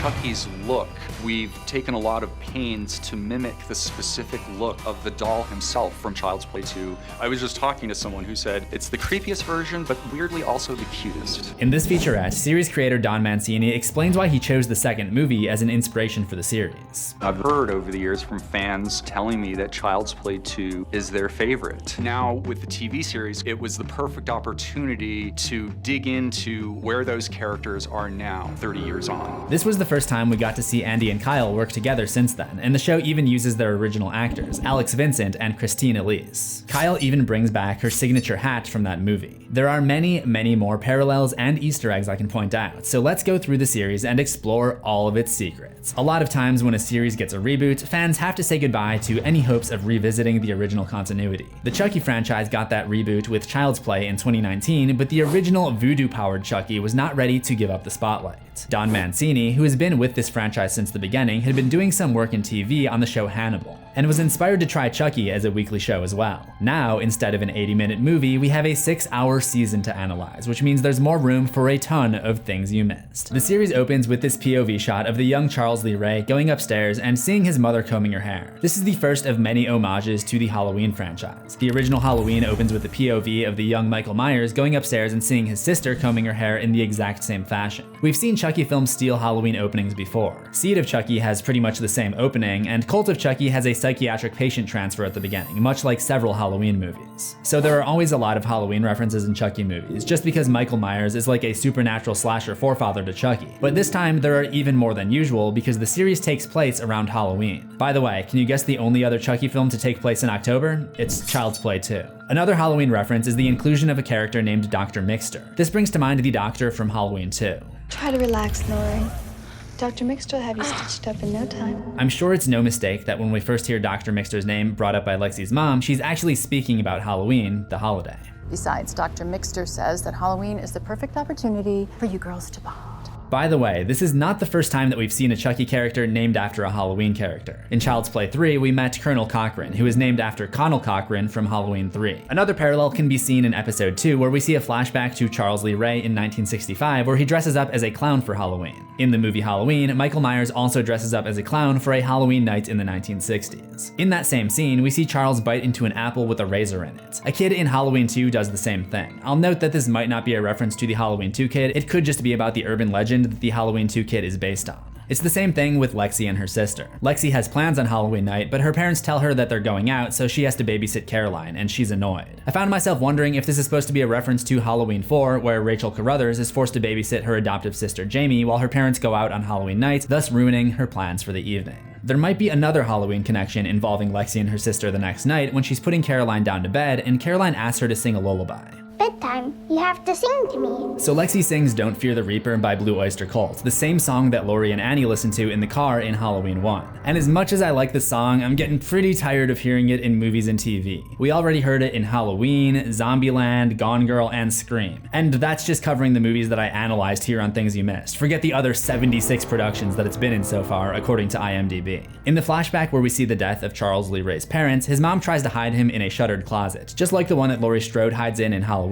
And in episode 4, Chucky terrorizes the Hackensack Memorial Hospital, which is abbreviated to HMH, just like the Haddonfield Memorial Hospital from Halloween 2 and Halloween Kills. Later on, Halloween's final girl comes up in a discussion between Devin and Jake about horror movies. Favorite final girl? Laurie Strode, hands down.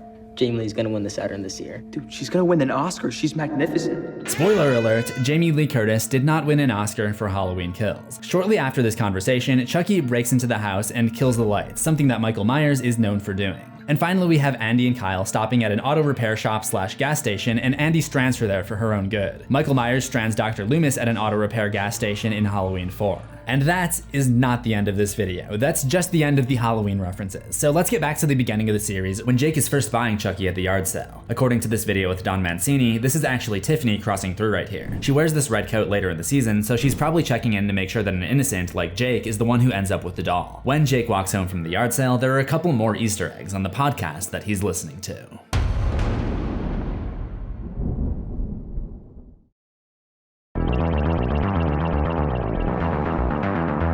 Jake is listening to Devin's podcast Hack and Slash, which according to this graphic, posts new episodes every Tuesday. The Chucky series also released new episodes on Tuesdays. We can see that Jake is currently on episode 8. Chucky season 1 is an 8-episode season. As Devin explains the morbid history of Hackensack, we see graphics on screen that go along with what he's saying. This one, which appears for just one moment, is the same article on the Lakeshore Strangler that Tiffany kept in her trailer in Bride of Chucky. Shortly after that, there's another article, which appears to be from a website written by Ethan Carson. This article appears again in episode 7 on Devin's corkboard. This is our first crew reference Easter egg. Ethan Carson is the art department assistant. Then, after 56 seconds, the podcast ends. That was a short podcast. Jake goes home and we see his room. He's got a poster for a band called Mad Ashes. This might be a clue of things to come. Later on, we see Chucky return with a vengeance after surviving a fire, and similarly, we see Andy's wrath after escaping from an explosion. We also meet Jake's cat, Banksy. Banksy! Here, Binks!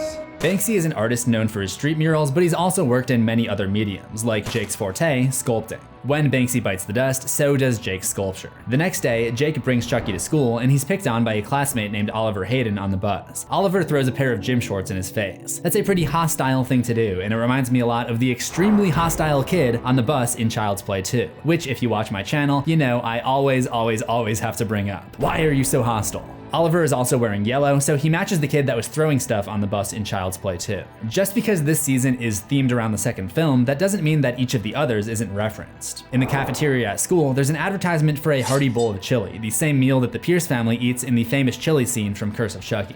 I love chili. This is amazing. I can't believe there's no meat in this. And it's so hearty. Speaking of not having meat, the banner also advertises a Beyond Meat burger. That might be the scariest thing of this whole episode.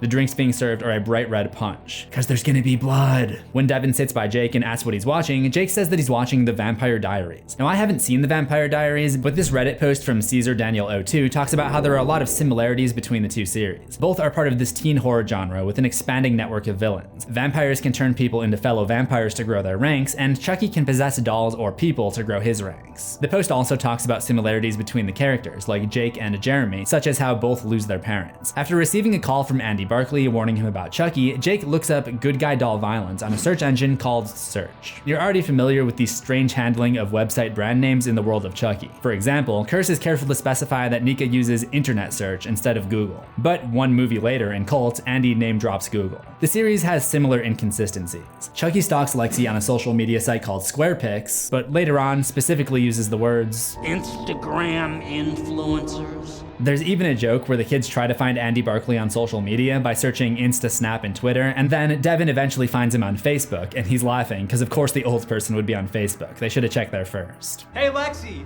he's on Facebook. Anyway, as Jake is looking into the Chucky dolls past on Search, each of the results references an incident from a previous Chucky movie. The first 4 are from Child's Play. The headlines read, 6-year-old boy says Chucky did it, which is Andy, urban legend Charles Lee Ray and Chucky, boy's babysitter dies in freak accident, which is Aunt Maggie, and explosion on South Side leaves 1 dead, which is Eddie Caputo. The next one is about the teacher from Child's Play 2, and we get a new piece of information. We've always known that Andy's teacher was Miss Kettlewell, but for the first time they reveal her first name, Elizabeth. The last result talks about the PlayPal CEO from Child's Play 2 and 3, Mr. Sullivan, and we learn his first name as well, Haskell. You hear that? That's the sound of wiki pages being updated across the internet. Jake confirms that his doll is alive the same way that Karen Barkley did in the first movie, by discovering that he's been able to talk without batteries. His response is to throw Chucky in the trash. What the hell is that gonna do when you already know he's alive? I think this shot is here more for the sake of keeping up with the tradition of characters throwing Chucky in the trash. Kyle does it in 2, Colonel Cochran does it in 3, Sarah does it in Curse, Claire does it in Cult, Andy does it in the remake, and in episode 5, Lexi's dad also attempts to throw Chucky in the trash. Obviously, Jake trashing his doll doesn't work, and he appears shortly thereafter at the school talent show. I see some familiar faces in the crowd tonight. From this line, we cut to a shot of Lexi's family, and indeed, there is a familiar face there, because her father is played by an actor named Michael Theriault, who also played Dr. Foley in the previous installment, Cult of Chucky. The split-screen editing technique in this scene is also something that was taken from Cult. Speaking of familiar faces, there are a lot of repeats in the crowd. A lot of doppelgangers in Hackensack, I guess. They might have been low on extras, or maybe this was some kind of COVID precaution. Chucky makes it appear as if Jake is performing a ventriloquist act on stage. It's the same trick used by Glenn at the beginning of Seed of Chucky. That night, the power goes out in a storm, and Jake's dad goes to the basement to use the breaker box. We're shown this shot of a spider web in the foreground. It's the first shot we see of Jake's basement, and it's just like the first shot we see of the attic in Curse of Chucky and Seed of Chucky, both of which also have us looking through a spider web. The first episode ends with the first on-screen kill of the series, which is Jake's dad, Lucas Wheeler, getting electrocuted. Remember how I said this series has an emphasis on Child's Play 2? Well, an electrocution is also the first death in that movie. Because he's now an orphan, Jake would be moved into his aunt and uncle's house, which contains many more things you missed. And now, a word from our sponsors.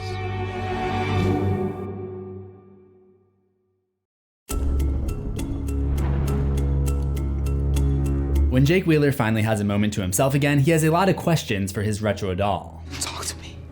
I said talk to me, damn it. It's almost the same line that Andy's mom confronted the Chucky doll with in Child's Play. Say something, damn it! We next see Jake a week later on Halloween. He and his cousin Junior get home from school, and Junior's having some trouble with the security system. It turns out that Junior's dad changed the code, and Jake lets him know. Junior is essentially no longer the only child, and he feels a sense of jealousy as a result, and this fuels the rivalry between them. The tension between the two boys builds throughout the episode, and it eventually leads to Mr. and Mrs. Wheeler sitting down to discuss if it's actually a good idea to look after Jake. Can we just pause it here? If you're a parent, take note. This is a terrible place to have a secret conversation.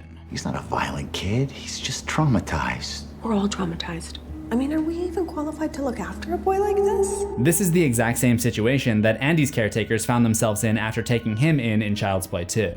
Are we even qualified to take care of a boy like this? And they later have a conversation about it that is also eavesdropped upon. You have to admit he's a very troubled little boy, and he obviously has not come to terms with this whole doll thing.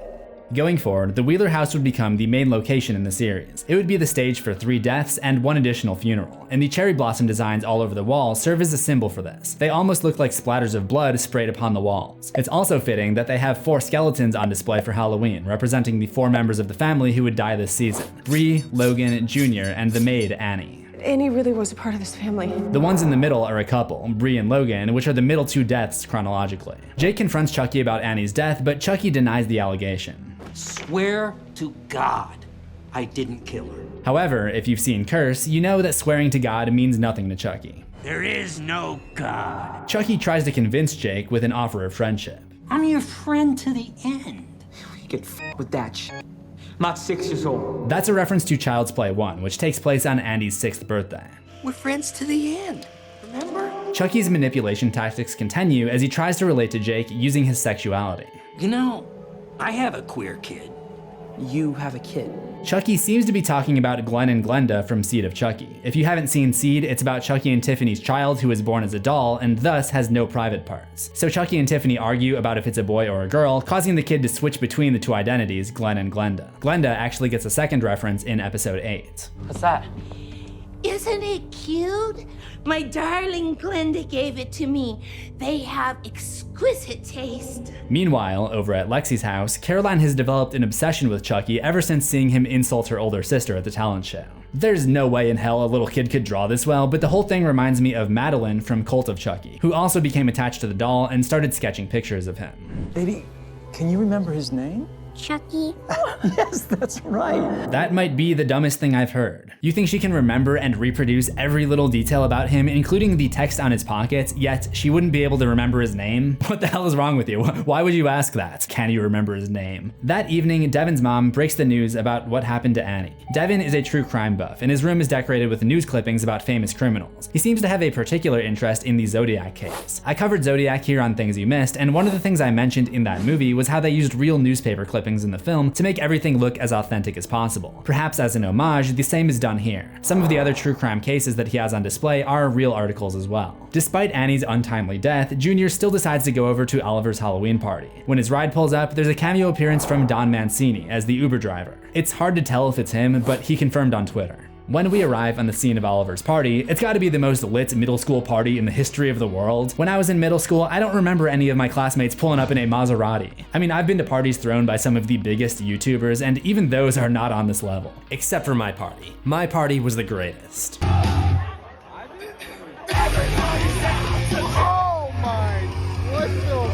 There are at least 3 kids at this party dressed up in army gear. The 3rd movie takes place at a military academy. Away from the action, Chucky and Caroline have already made friends, and Chucky has already begun to try to convince her to kill her sister.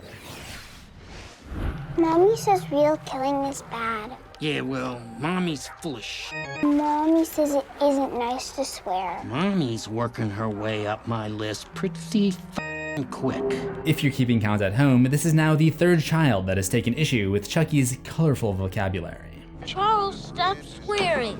Chucky, stop cursing. We actually see that Chucky first began teaching profanity to children as a 14-year-old when he was staying at the foster home for wayward boys. How's the story, boys? Fantastic. Language, young man. Where did you learn that? When Jake realizes that Chucky is missing, he rushes to the party, but before he finds what he's looking for, the crowd throws him into a closet with Devin. There's a false scare with the little mannequin wearing a hockey mask, maybe a reference to Jason from Friday the 13th. Before he's able to find Chucky, Jake comes across this horrific scene where Lexi impersonates his father's death. I don't really know how she figured out all of these details about what he was wearing, how he died, and exactly what it all looked like when Mr. Wheeler met his fate, since the only one there to witness Lucas's death other than Jake was Chucky himself. But in the next episode, the creators of the show would include a ton of jabs at one Disney franchise that has been in a long rivalry with Child's Play and Chucky.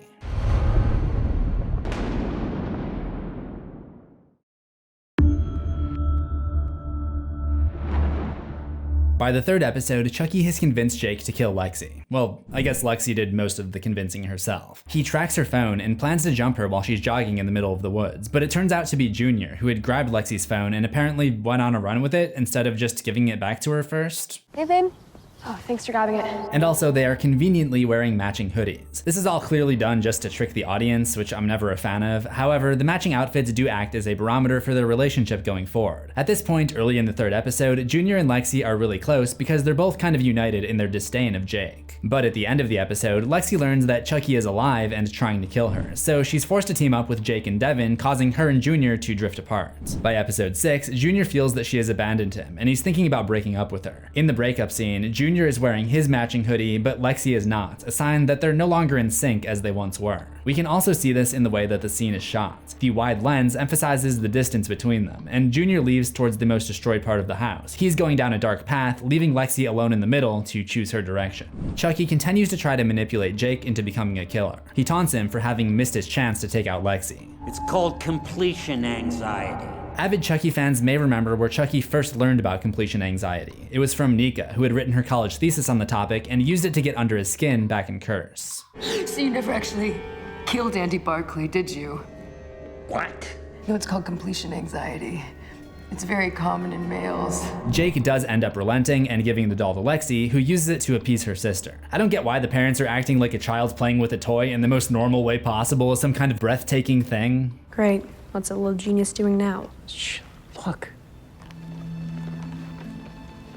I don't get it. She's just playing with a toy like any kid would. Caroline's supposed age is put even more into question later that day when Lexi finds her watching TV. I thought you were watching Westworld. Yeah, because Caroline would absolutely be watching a very adult-oriented show like Westworld. This line is obviously here, not because it makes sense in context, but because the creators wanted, once again, to shout out a show that shares similarities with Chucky. Chucky is essentially an animatronic toy that goes on a rampage. Westworld is about animatronic humanoids that go on a rampage. Junior also brings up Westworld in episode 5.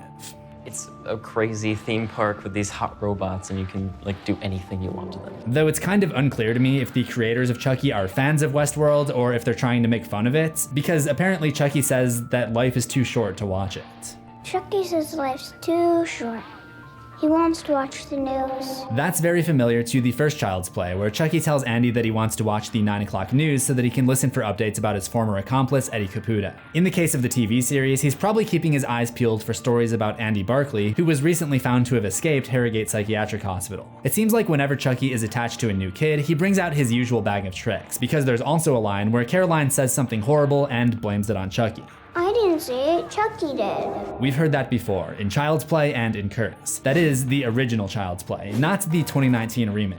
You've probably noticed that there aren't many connections to the 2019 Child's Play, and that's because it's essentially a different series. It's a fresh continuity. However, it did play a big role in a long-standing battle between the Chucky franchise and the Toy Story franchise. Toy Story is an animated film about a kid named Andy whose toys come to life. Obviously, the similarities pretty much end there, but I don't think the producers of Chucky particularly liked the fact that the two franchises share that similarity. If you're curious, no, Andy from Toy Story was not an intentional Child's Play reference. I guess one of the original Pixar employees had a son named Andy. But that didn't stop Chucky from firing back during the marketing campaign for the remake, which was coming out the same weekend as Toy Story 4.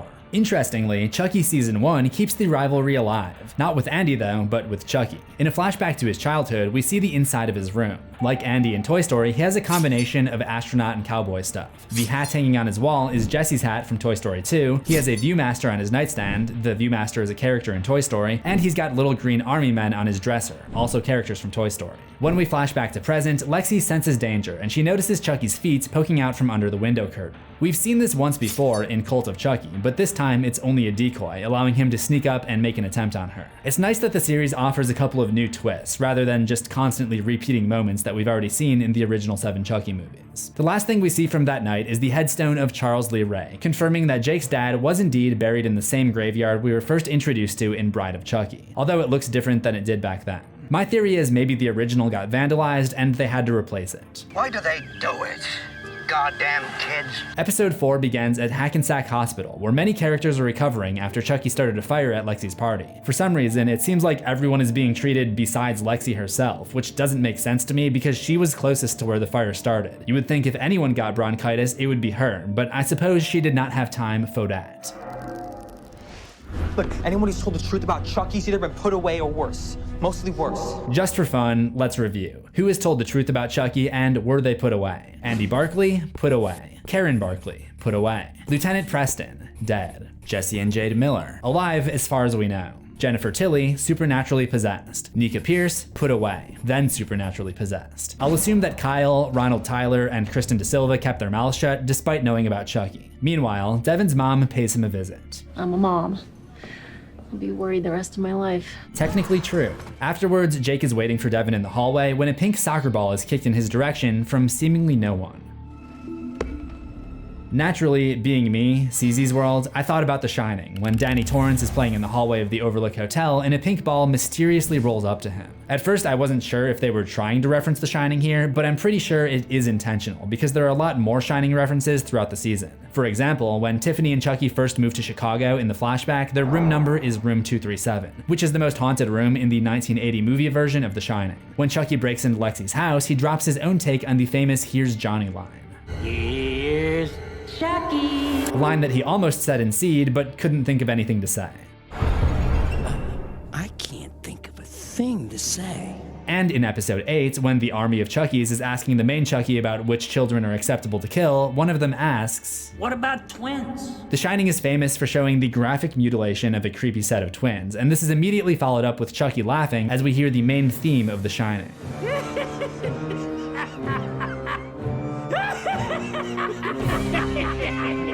We hear more music from The Shining during the next scene when the army of dolls is being loaded into the back of a truck. But before we get there is an interesting detail on the badges of the employees at the Hackensack Memorial Hospital.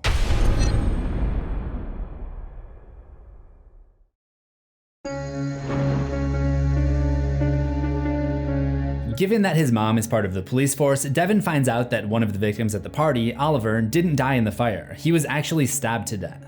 Either way, there's a killer out there right now, running around Hackensack.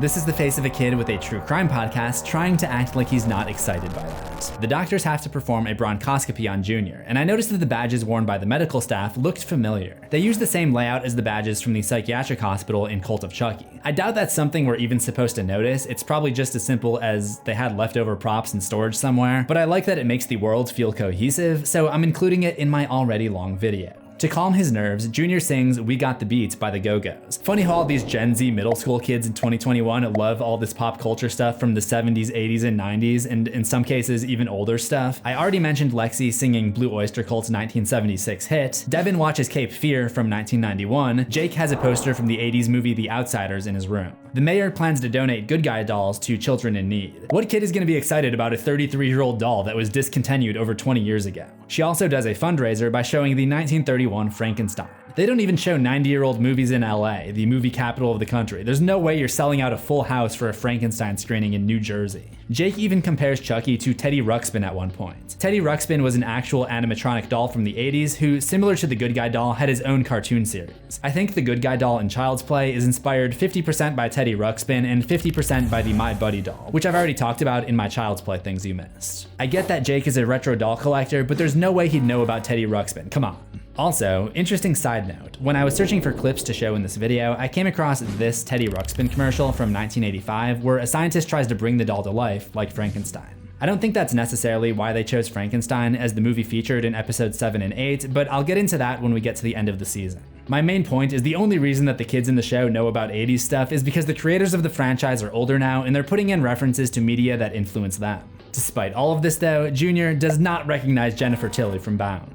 Aren't you a little young to have seen Bound? Anyway, Devin gets bored in his hospital room and decides to do some research on Chucky. This picture of Tiffany is literally just a screenshot from Bride of Chucky. Like, there's no reason that this should canonically exist on the internet. They do this a lot in Saw, so I won't dwell on it too much, but it always bothers me that they can't just use another picture or make something in Photoshop, or, you know, just take a picture of the younger actress playing that same character who is literally in this season in a flashback. But before we get to that flashback, there's an even earlier flashback of Charles Lee Ray's time at the foster home as a teenager. He looks after some of the younger kids, and they roleplay Peter Pan, a story about a magical boy who lives in Neverland, a place where children stay young forever. And they never have to listen to anyone about anything, because it's all been done and it's all been said. They're the coolest kids, and they take what they can get. It's interesting to me that even at this point, Charles had this desire for eternal youth, because that's basically what he achieved in 1988 by transferring his soul into the body of a good guy doll, forever giving him the form of a child. Charles leads the kids to stumble upon the body of the janitor, who he refers to as Captain Hook, and everyone runs away except for one boy, who we later find out to be Eddie Caputo, the man who was supposed to be Charles' getaway driver the night he was killed in the opening of Child's Play. But back in the present, Lexi and Jake are searching the burned house for the remnants of Chucky. What are you waiting for? I don't know where your room is. Bet he's the only boy in the school who can say that. A detective comes by, discovers Chucky, and refers to him as an ugly f***ing doll. I think this is a callback to the woman who finds Chucky in the elevator back in the original Child's Play. Ugly doll. In the original, Andy wears good guy's pajamas, and in the show, we eventually come across the pink soccer ball kid, and he's wearing overalls on top of a striped shirt. His outfit resembles the good guy's outfit, but the colors are different. And now is the perfect time to tell you that you can buy this merch. When the detective brings Chucky back to Caroline, he gets distracted by food and eats a powdered donut right over the killer doll. The result is white powder falling down onto Chucky, and I'm pretty sure this is no accident, as this is kind of a running theme in the franchise. The snow in Child's Play, the fluff in Curse of Chucky, then more snow in Cult of Chucky. They're constantly recreating that wintry image. Given that we're in a hospital in this episode, there are obviously going to be a lot of callbacks to Cult of Chucky, which similarly takes place in a mental hospital. God, I love hospitals. We know you do, Chucky, but we can't forget that there's also a hospital scene in the original. It's definitely familiar territory, so Chucky knows just where to find some dangerous items. You might feel a little prick. This one actually comes from the poster for Cult of Chucky, although I don't think it's ever actually said in the movie. Jake and Lexi eventually decide to see what Devin knows about the Lakeshore Strangler, and he brings up a good point. He never really strangled anyone. I mean, he was more of like a mangler or a butcher. Devin? This is before Devin finds out that the legend of the cursed Chucky doll is more than an urban legend, because we have seen Chucky as a doll strangle people on several occasions.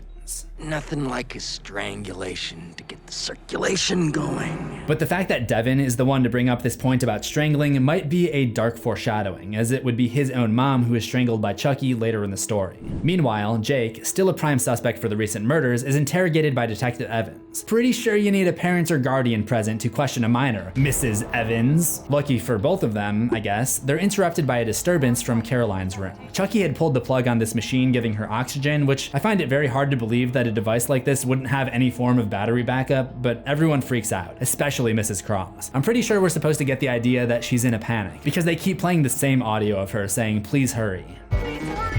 Please hurry! Please hurry!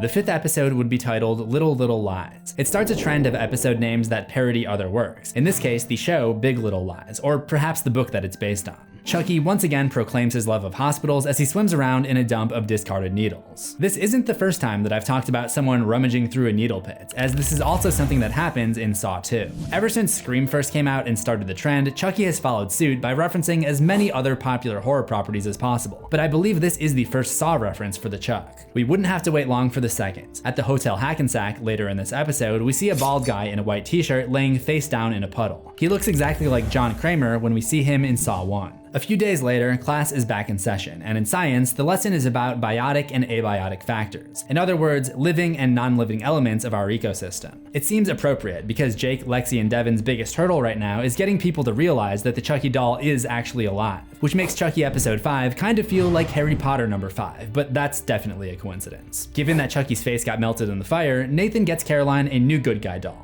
Hi, I'm Tommy. This is another callback to Child's Play 2, where Andy's foster parents happen to have a good guy doll named Tommy, which Chucky buries in the backyard. There are 50 different names for good guy dolls, and Chucky and Tommy are 2 of them. That evening, there's a lightning storm. If you've been with the Chucky franchise for a while, you know what this means, but if you're new, you may not realize this is a clue that the doll Jake, Devin, and Lexi destroy is no longer the real Chucky. Ever since the first movie, the sign that Chucky has transferred his soul into a new body is the appearance of storm clouds in a great strike of lightning, part of a ritual called the Dambella Chant. Over at the Wheeler house, Junior's dad is working on getting him a trainer for cross-country nationals. In a week or two, we're gonna have you back out there running.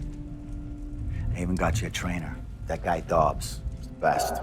We never see or meet Dobbs, so it feels oddly specific that he's mentioned by name. I'm gonna go out on a limb here and say that this might be a reference to a movie character. Our Child's Play from 1988 was not the first movie called Child's Play. In 1972, a mystery film called Child's Play was released, and it was based off a play of the same name. The main character is named Joseph Dobbs. Maybe this is a reference to that. Also, I just want to add, I love the implication that Lexi's mom doesn't know how to operate the dishwasher without the maid around. No surprise there. This is the episode where we finally see where Chucky first met Tiffany. He walks over to her table and asks, Hey, Red, what's new?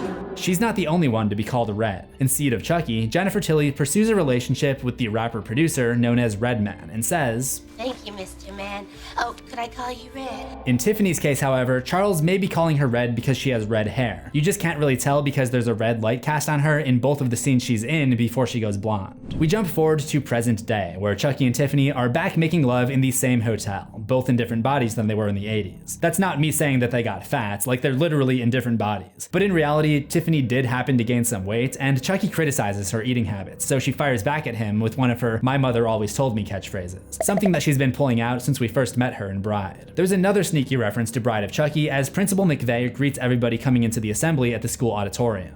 Hey, can we expect those famous everything but the sink cookies this year? Great. Not knowing what everything but the sink cookies are, I looked it up and discovered it's the name of a recipe created by Martha Stewart, the TV personality who Tiffany idolized throughout Bride of Chucky, until the end.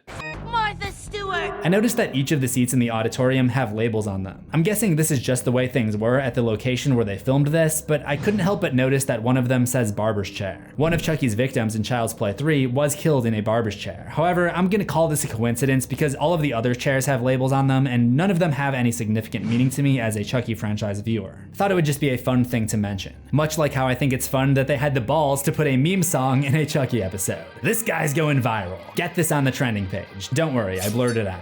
Episode 6 is called Cape Queer, a parody of the movie Cape Fear, which Devin can be seen watching, and he takes inspiration from. And we are finally reintroduced to the man himself, Andy Barclay. So in the last episode, Nika was told that the date is November 8th. This episode looks to be on the next day. We don't know for sure, but we can kind of assume that it's the next day, which would be November 9th, Andy's birthday. Andy was first introduced on his 6th birthday, reintroduced the day before his 31st birthday, and now we would be meeting him again on his 39th birthday. Andy and Kyle go to investigate a house where they suspect Chucky might be, and when this little girl brings out her doll, you can see the burned fingers on Chucky's right hand. This tells us that this is the very same doll from Cult of Chucky, which Nika had Dr. Foley hold a lighter up to in an attempt to prove that it was just a doll, which of course was unsuccessful. This means that Andy and Kyle are still hunting down the remaining fragments of Chucky's soul. A male-female soul hunting duo? Sounds familiar. At the end of Cult, we can assume that Buzzcut and Nobod are dead, leaving Hot Hands, Nika Chucky, and Cope Chucky. But Hot Hands is taken out in episode 6, which leaves just Nika Chucky and Cope Chucky, who is presumably the one that belongs to Jake. Not that any of this matters, because they'll never kill the last Chucky off, but I just find it fun to sort out. With Jake's name mostly cleared, the police arrest Mrs. Fairchild. In the middle of her science class? They couldn't have just asked her for a word in the hall instead of arresting her in front of all of the students, especially when they don't even have proof that Miss Fairchild is guilty. I'm really starting to doubt Detective Evans' abilities as a cop. This girl's just happy winter break came early this year. I love how the editor tried to get away with using the same hotel exterior in episode 5 and 6 by just putting a car there in episode 5. Anyway, we come in on Tiffany, who is busy trying to close a suitcase filled with human remains. In Bride of Chucky, she had the same problem with her storage chest, which accidentally still had Damien's hair sticking out shortly before she got help loading it into her car. She gets frustrated with Chucky and screams, Get your leg off my suitcase! Before chopping down with the cleaver. And although she wasn't actually attempting to chop Nika's leg off, this is kind of a preview of things to come, because she does later end up removing all of Nika's limbs so that she can't get away even if Chucky takes over her body. I have more to say about this, but I'll save it for later. This episode also features more flashback material, and this one scene shows off the origin of not 3, but 4 iconic elements that fans have come to love in the Chucky franchise.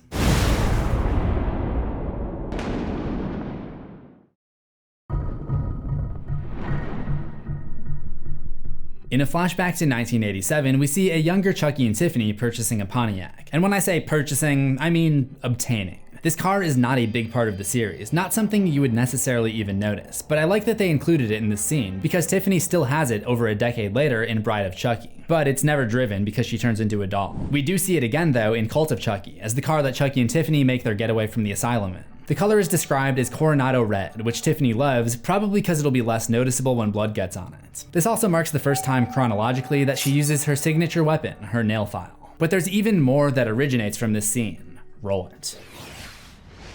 It's a stunning automobile, and a true classic never goes out of style. What'd you say? The car wasn't the only thing Chucky stole, as he would also claim this line as one of his many catchphrases. A true classic never goes out of style. A true classic never goes out of style. Then he makes this clarification. Technically, it isn't even an antique. Well, sure it is. It's vintage and retro. This calls all the way back to, well, episode 1, where Jake uses this distinction between vintage and retro to haggle the price of the doll. What's the difference?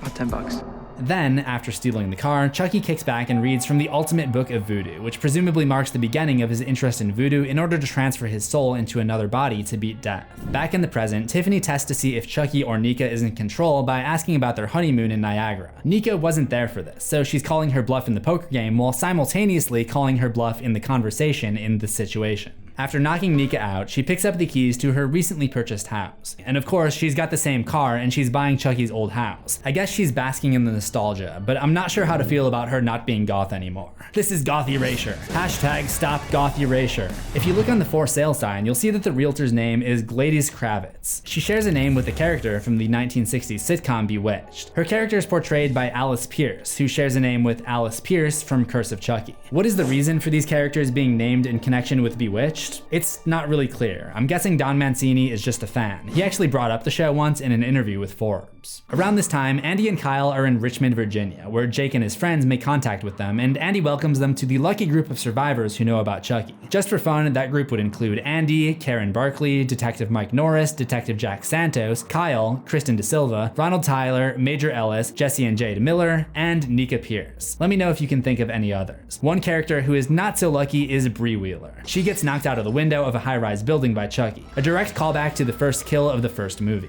Both of these characters are the main character's aunt. We also saw an aunt character fall from a great height in Curse. I guess if you have a niece or nephew in the series, get ready to take some fall damage. The song that plays during this scene is called Trampoline. I guess Bree really could have used one here. There are a couple more Child's Play-esque references that evening when the trio sets a trap for Chucky in Logan's house. Chucky gets around this by sneaking in through the chimney, thereby leaving tiny footprints in the dust near the fireplace, just like he did in the spilled flour back in Karen Barkley's kitchen. He proceeds to turn on all the gas in the house, the same tactic that he used in Eddie Caputo's house before blowing it up. I don't know if it would actually work this time because he left the flame on. I'm pretty sure it's only when the gas is on without a flame when you have to worry. Episode 6 ends with the death of Devin's mom, and with the body count really piling up now, the intro of episode 7 fittingly shows the Chucky logo made up of the gravestones of many of the victims of the Chucky franchise. They aren't just victims from this season though, they're victims from the entire history of Chucky. They include Howard Fitzwater, aka Damien Blaylock, Tiffany's goth boyfriend from Bride of Chucky, Sarah Pierce, Nika's mother from Curse of Chucky, Grace Poole, Andy's social worker from Child's Play 2, Tony Gardner, the movie special effects guy from Seed of Chucky, who by the way is also the actual puppeteer and a producer for the franchise. His appearance in Seed of Chucky is actually a cameo. Sean Payton, the police officer who is stabbed with the syringes in episode 4, Eddie Caputo, Charles Lee Ray's accomplice and getaway driver in Child's Play, Warren Kincaid, the police officer and father of Jade in Bride of Chucky, Redman, the rapper slash movie producer from Seed of Chucky, Francis Martinez. We can only assume that this is Father Frank from Curse of Chucky. Frank is sometimes used as a nickname for Francis, and he was Hispanic, so the last name Martinez kind of fits. Philip Simpson, the foster father from Child's Play 2, and Joanne Simpson, the foster mother from Child's Play 2. Due to the stress of losing his wife and all of the strange circumstances of the things going on around him, Logan takes to drinking. When he gets up, we get a clear look at the bottle of Kentucky bourbon that he's working on. If we go all the way back to episode 1 and bring up the lights a little, this is the same alcohol bottle that his brother Lucas was drinking from.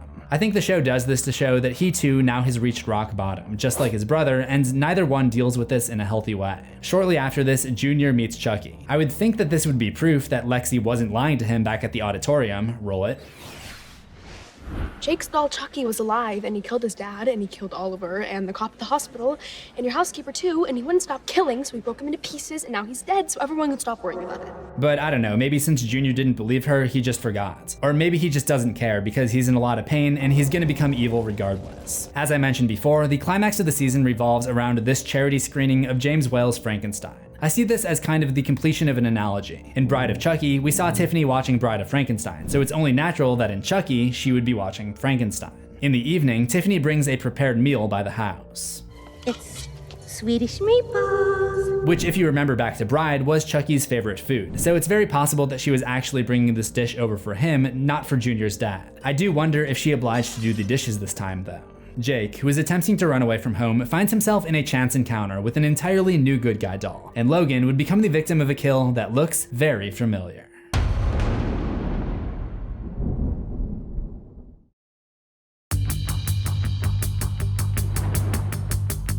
As Jake is trying to make like a Fountains of Wayne lyric and get out of Hackensack, he notices a delivery man carrying a good guy doll and buys it off of him for $350. It must have been a pretty crappy job if he's willing to lose it for 350 bucks. This one is named Billy and appears not to be possessed by Charles Lee Ray yet. The name Billy could be an homage to Billy Boyd, the actor who voices Glenn in Seed of Chucky, or perhaps it's another Saw reference. Billy the Puppet is one of the only horror movie dolls who is as iconic as Chucky is. Or it could just be a random name. In any event, we now know 6 of the 50 possible good guy names, and I will not rest until we know them all. With the knowledge of where this doll was supposed to be delivered, Jake returns to Hackensack to save his friends from whatever is brewing. I'm comfortable referring to Lexi and Devin as his friends at this point, but Lexi actually refers to them as his family. What family? Me? Devin, the family you chose. Which I get it, character development, Lexi has a heart now, she's doing the whole Dom Toretto meme. I got family. But I still find it funny that this is less than a month from her publicly making a mockery of his dad's death and him trying to have her killed. Contrary to that, there's also an interesting wardrobe choice in this scene. Before, I noted how Lexi and Junior wore matching hoodies, but as their relationship deteriorated, she no longer stayed in sync with him. Now she's matching with Jake. Hers is a different color, but they're both wearing the same plaid pattern. I don't think this is alluding to a relationship because Jake is stated to be gay, not bisexual, but who knows. There is that line from his father in episode 1 that suggests that Jake doesn't know what he is yet. In any event, Jake is in time to save his chosen family, but isn't quick enough to save his actual family. In Logan's death scene, Chucky's head rotates around to greet him. This was originally a reference to The Exorcist, but has since become a Chucky thing. It's happened in nearly every entry since Bride of Chucky. Junior is the one to take his dad out though, and he does it by beating him down with the Chucky doll. The scene serves as a reminder of the ending of Seed of Chucky, where Tiffany beats her nanny over the head with the Tiffany doll. This doesn't seem to hurt Chucky very much, which begs the question of if Jake and Lexi's test to see if their dolls were alive by beating them would have even done any good. It seems like fire is the only thing painful enough to make him scream. In an attempt to rescue Devin, Lexi calls them an Uber. Where's the Uber? 4 minutes.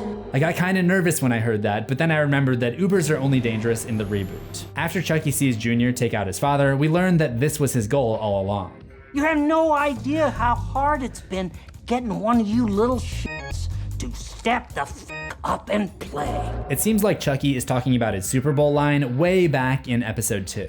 It's the Super Bowl of slaughter. This turns out to be the final step of Chucky's ritual, and the rest of his cult finally wakes up. But before he can rejoin them in episode 8, An Affair to Disremember, which is a parody of the 1957 film An Affair to Remember, Andy shows up at the Wheeler household to get in his rival's way. So Chucky just decides to hide. He had a gun. I hate guns. They're like my Achilles heel, along with axes, fire, and those big industrial-sized fans. To quote the Chuck himself, these are all actual examples. He was killed by an axe in Seed, he was thrown in the fireplace in 1, and he was chopped up by a big industrial fan in 3, which, as you probably know, happens after most of the movie takes place at Andy's military school. I find it interesting how Chucky has turned the tables against Andy since then. Near the end of Child's Play 3, Andy is essentially backed by an army and Chucky has to flee. Now, Chucky is the one with an army behind him. There might even be a reference to this in the dialogue. We're gonna party like it's 1999. According to my calculations in the Chucky timeline video, 1999 was the year that Child's Play 3 took place, so by saying this, he's essentially saying that they're going to kill Andy. The new recruits have a few questions about the operation. Is there an age limit on potential victims? Well, let's just say nobody under the age of 5 or 6. Fair enough? Poor Andy was 6 years old in the original Child's Play, so I guess he just missed the cutoff. As Tiffany brings down some cookies to the party, we hear the song Sick Bubblegum by Rob Zombie. I wanted to point this out for 2 reasons. One, Rob Zombie also did the song Living Dead Girl for Bride of Chucky, which is essentially the theme song of Tiffany, so it's fitting that she'd be listening to some Rob Zombie in her own house. 2, earlier in this video I talked about a whole lot of Halloween references present in this season, and Rob Zombie technically is a Halloween director. It's not all fun in glam metal though, as things would take a darker turn when Chucky orders Jr. to kill Nika under suspicion that Tiffany is developing feelings towards her. The scene has an unexpected outcome when Tiffany turns and kills Chucky, or at least this particular incarnation of Chucky. It calls back to that flashback scene in the 80s when Charles Lee Ray and Tiffany first hooked up, and it looks like he's gonna kill Tiffany, but then unexpectedly turns and slashes up the other chick. So their relationship began with an unexpected change of allegiance, and now it's deteriorating with one. But then again, Chucky and Tiffany's relationship has literally always been toxic, so who knows if this really means anything. We flash back to the 80s again to see more of the night that Charles originally transferred his soul out of his human body. After a fight, Tiffany can be seen calling the police, and she asks for Mike Norris, who, as we know from the original movie, is the one to kill Charles Lee Ray at the toy store. So in a way, Chucky and Tiffany were each responsible for killing each other's original human form, because nothing says love like having your partner executed. I saw some people complaining that having Tiffany call the cops on Chucky in 1988 retcons the flashback from Curse of Chucky, but if you actually watch that scene, the new information doesn't actually change anything. Chucky accuses Sarah Pierce of ratting him out. You told them about us? But she never actually acknowledges that accusation. There is no us. Talking about the character relationships really makes me wonder if Tiffany knows who Nika actually is. She obviously knows that she's part of the Pierce family that Chucky brutalized in 2013. We see that much in Cult, but I don't know if she knows that Nika is the daughter of a woman that Chucky tried to have an affair with. It seems unlikely that Tiffany would develop feelings for the daughter of her biggest rival for Charles' affection. Anyway, Andy Barclay gets there a little bit too late for the party, but he is at least in time to save Devin, who is still captive there. Not the goddamn head. Why not? Of course, this is a reference to Cult, where Andy keeps the head of a Chucky doll in captivity. This is just one of many examples I've brought up throughout this video of callbacks to the original 7 Chucky movies, and I've already discussed how the spotlight was more on Child's Play 2 than the others. What happens next is another example of that, only this time the circumstances are a little bit different.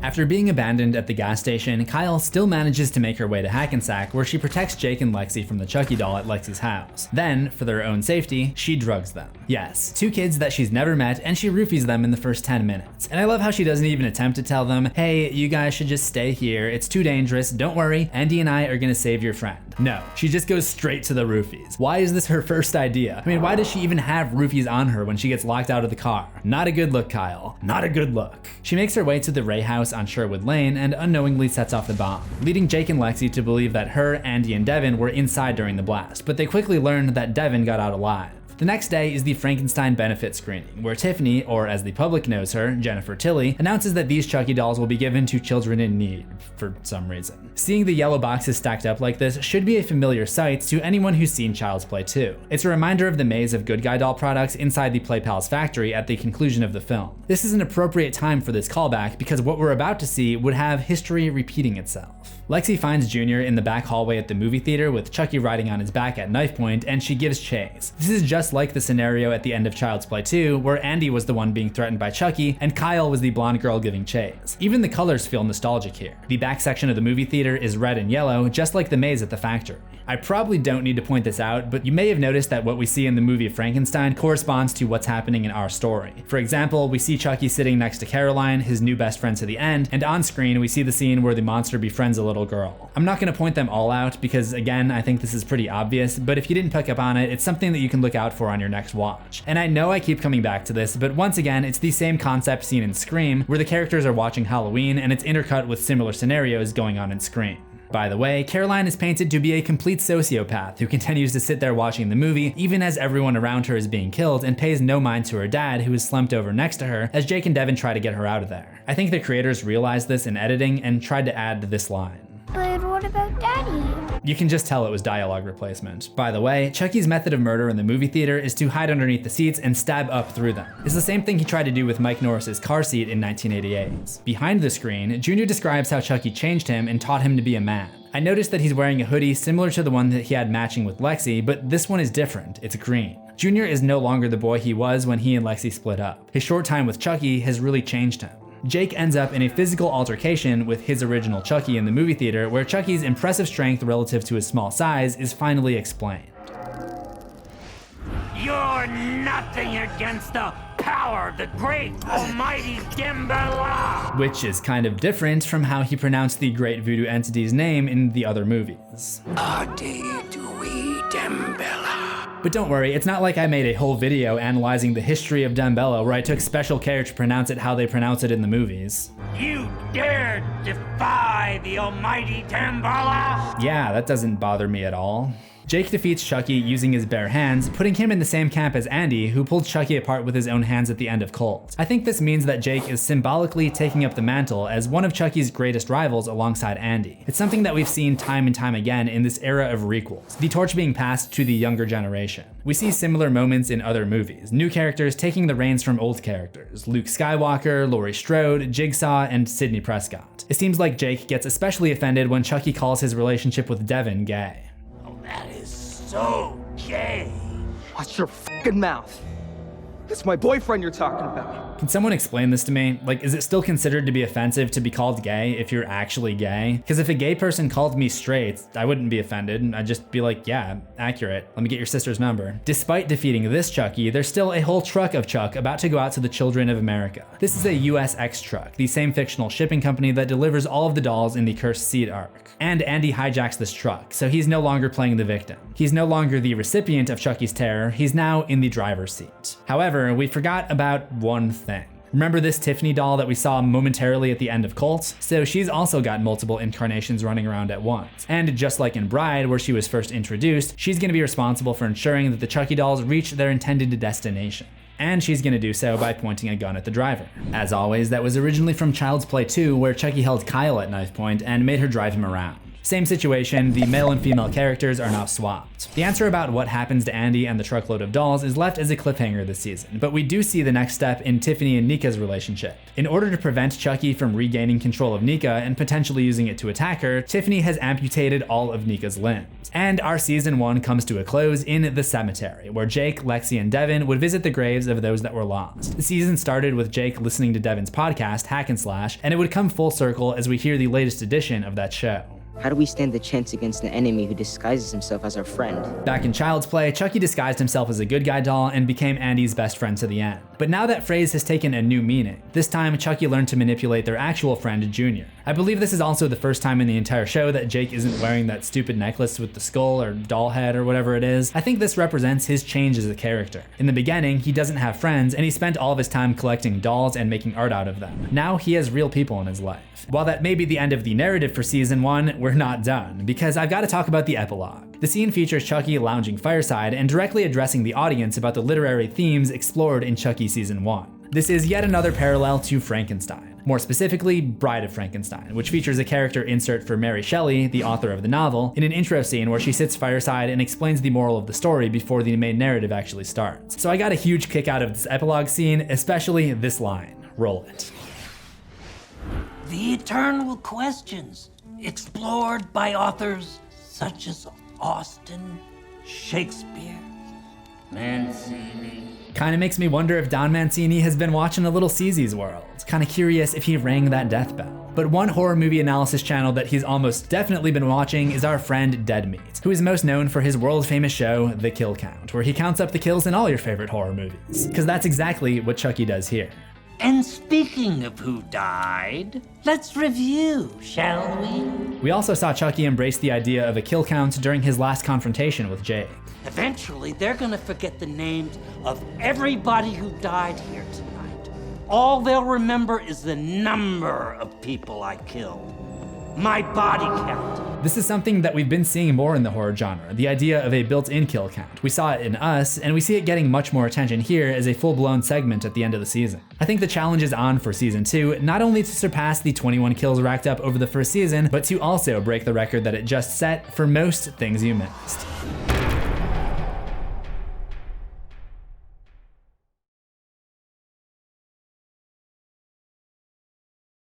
In season 2 of Chucky, there's a scene where the kids gather materials to help them reprogram Chucky's brain, and if you look closely, one of these materials is a tape that once belonged to Eddie Caputo, a boy who attended this very same boarding house years ago and later went on to become Chucky's getaway driver, as seen in the original movie. Not only is this a fun Easter egg, but it also establishes the idea that Charles and Eddie may have items tucked away in hidden places throughout the school, an idea that comes back in a huge way at the end of this season. To learn about all of the Easter eggs, references, hidden secrets, glaring mistakes, and everything you might have missed, stick around to the end of this video. The season picks up right where the previous one left off, with Andy hijacking the truck full of Chuck in order to try and destroy them. It's here that we meet the doll that would later become known as the Colonel. He gets into it with 2 others, and I have a fan theory about who one of them is. Listen to this line. Yeah, well, they also say it ain't the size that counts. So I wouldn't worry about those pathetic stick arms of yours. My theory is that this insult inspired this Chucky to take steroids, resulting in the creation of one of the season's antagonists, Buff Chucky. As soon as I saw Andy drive the truck over the ledge, I was screaming, "He didn't get out of the cock-a-doodie truck!" Coming to find out, he actually didn't for some reason. He just somehow miraculously survived the crash, which happens right at the foot of this giant cross. Perhaps a foreshadowing of the religious setting for this season. Season 2, episode 1 is titled Halloween 2 because it's the second Chucky episode that takes place on Halloween. However, there is a double meaning here because there are going to be similarities to the 1981 movie Halloween 2. The jack-o'-lanterns in the intro have Chucky's face carved into them in the same style as the skull on the poster for Halloween 2. During the episode, we see that Jake carved one of the Chucky lanterns himself. I don't know why he would traumatize himself like that, but he does. As I mentioned in my video on season 1, Dr. Mixter is named after a character from Halloween 2. So these references may be our clue that Dr. Mixter is going to play a bigger role this season. A role that would make her align more with a different doctor from the Halloween franchise, Dr. Sartain, the psychiatrist of a serial killer who becomes so invested in his patient that he becomes evil himself. But from Bride of Chucky onwards, I'm pretty sure that all of my Chucky analyses have made mention of the horror movie franchise that Chucky takes on the most, the Scream franchise. This season may be the most blatant Scream emulation of all. It starts with Jake receiving a phone call from Chucky doing his best Ghostface impression. Hello? Is Tamara home? Who? Tamara. This is actually kind of a hybrid Easter egg. The phone call and voice resemble the beginning of Scream, but the line is actually the line from the beginning of The Strangers, when one of the titular strangers shows up at the door. Is Tamara here? No. No, you got the wrong house. The rest of the phone call plays out like a typical Scream opening, with Chucky asking him questions such as why he's home alone, revealing familiarity with Jake by asking about his significant other, then frightening Jake by proving that real danger is afoot. The doorbell rings, but nobody is out front, and Jake grabs a knife. It's all just like Scream. At first he thinks it's a classmate named Ellis, which may be a reference to Major Ellis, the bully character from Child's Play 3. We've seen this move before. This isn't Ellis. I'm not Randy. The screaminess continues later in this episode, when Devin recognizes Caroline's new doll from something. She looks a little like the Bride of Chucky. Remember that movie? Yeah, with Jennifer Tilly. We do know that there are movies about Chucky already because part of Seed took place on the set of a movie called Chucky Goes Psycho. However, this is the first time we're hearing that the actual Chucky movies in our world may also exist in their world, which is a concept originated in the Scream franchise, which contains the in-universe Stab franchise. In addition to Chucky Goes Psycho and Bride of Chucky, it seems Seed of Chucky also exists in some form in the Chucky universe, because you can spot a poster for it in Jennifer Tilly's house. The show continues to lean heavily on Scream throughout the season. Nika borrows a line from Casey Becker. Listen, And the rest of these will contain spoilers for Scream, so just skip to the next chapter if you haven't seen them. In episode 3, we learn that there are 2 Chuckies operating at the school, just as there are always 2 Ghostface killers in every Scream movie. In episode 8, Glenda kills someone with a defibrillator. Hey, Mom. Clear? Very much like in Scream 4. Can I just have one final word? What? Please? No. Clear. Clear? Clear.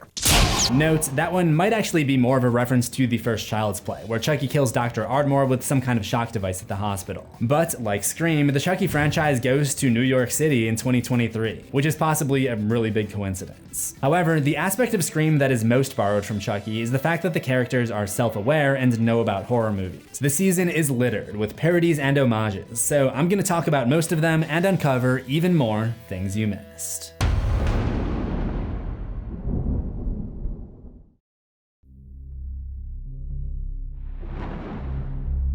In the Halloween episode, we see an angel and a devil trick-or-treating together, which I see as a foreshadowing of the good and evil metaphor that comes up so often during this season. We already know about Nika and Chucky, a good character and an evil character being forced to share one body. Something similar appears to happen after Jake and Devin capture a Chucky scout and attempt to reprogram his brain. Chucky pretends that he's torn between good Chucky and bad Chucky. Due to the religious setting, Chucky is constantly portrayed as the devil, and they even perform an exorcism on him at the end. When Jake and Devin first show up at Lexi's house, she's listening to the song Devil I Know by Ali X, and this also foreshadows the exorcism of Chucky. Contrary to that, newcomer Nadine is the angel. Chucky takes her out by stating that fairies love to fly before throwing her out a window, but she comes back to speak to Lexi in the form of an angel, which is actually just a suit with lights, but I'm not here to talk about the costume budgets. In addition to the contrast shown between good and evil, the show also explores the gray area between the two, with many good characters expressing feelings of guilt. We get to see how each of them deals with guilt differently. The first is actually Lexi's mom, Mrs. Cross.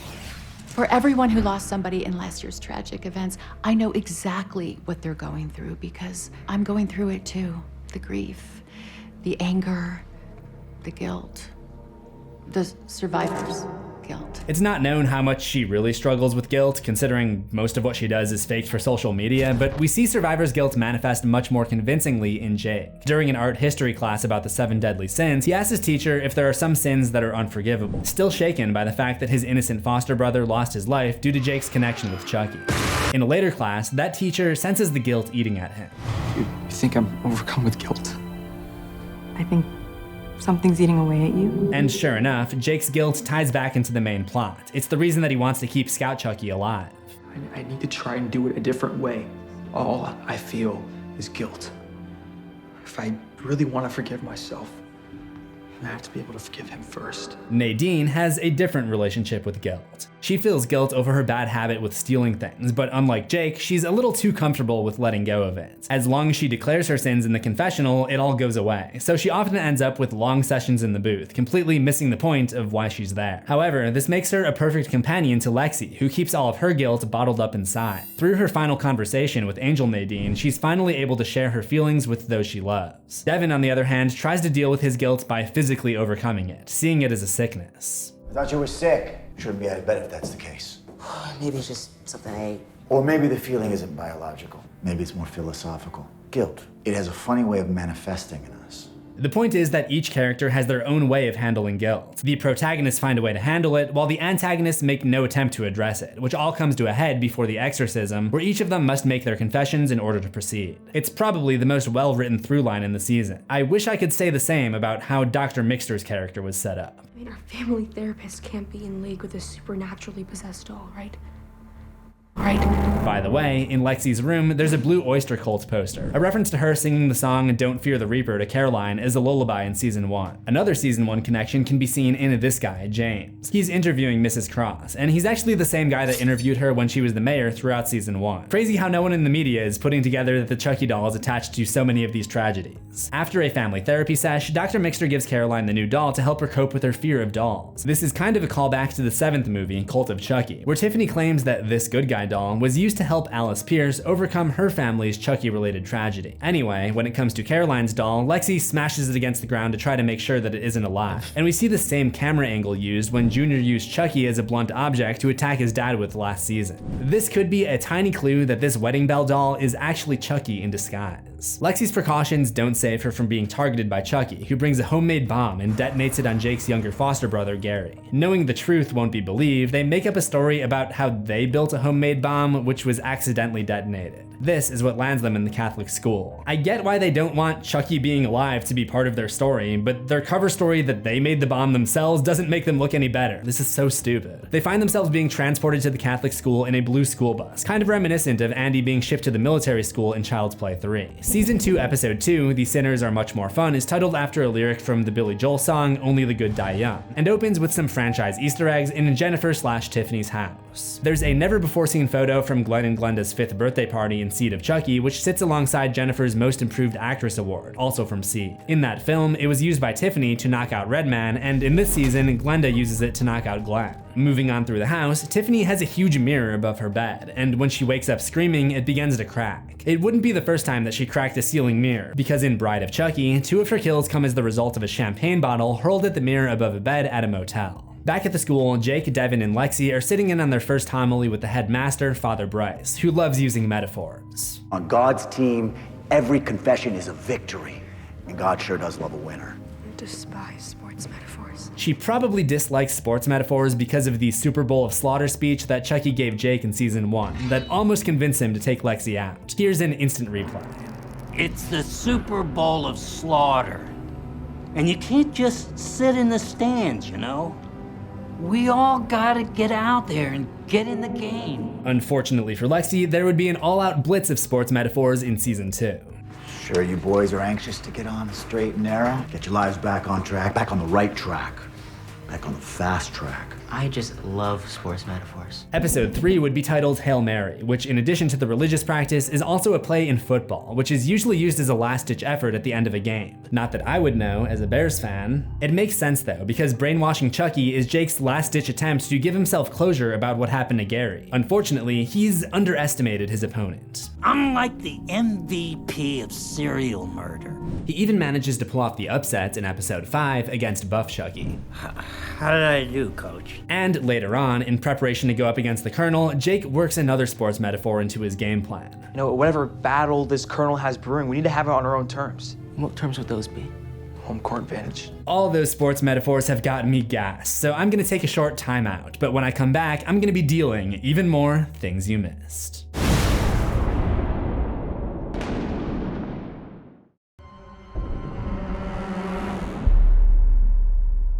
Outside of the threat of Chucky, there is another evil lurking in the halls of Incarnate Lord, Lexi's childhood bully, Trevor. In season 1, Lexi was the bully, so she tries to channel some of that energy to push back against Trevor, effectively creating a bully versus bully scenario. When I first saw this, I wondered if it could be foreshadowing of an eventual Chucky versus Chucky battle of some kind, and it later came to fruition. But in order to get there, the second Chucky had to be snuck into the school, so a good guy doll is mailed as a part of Sister Ruth's Christmas toy drive, even though it's still weeks away.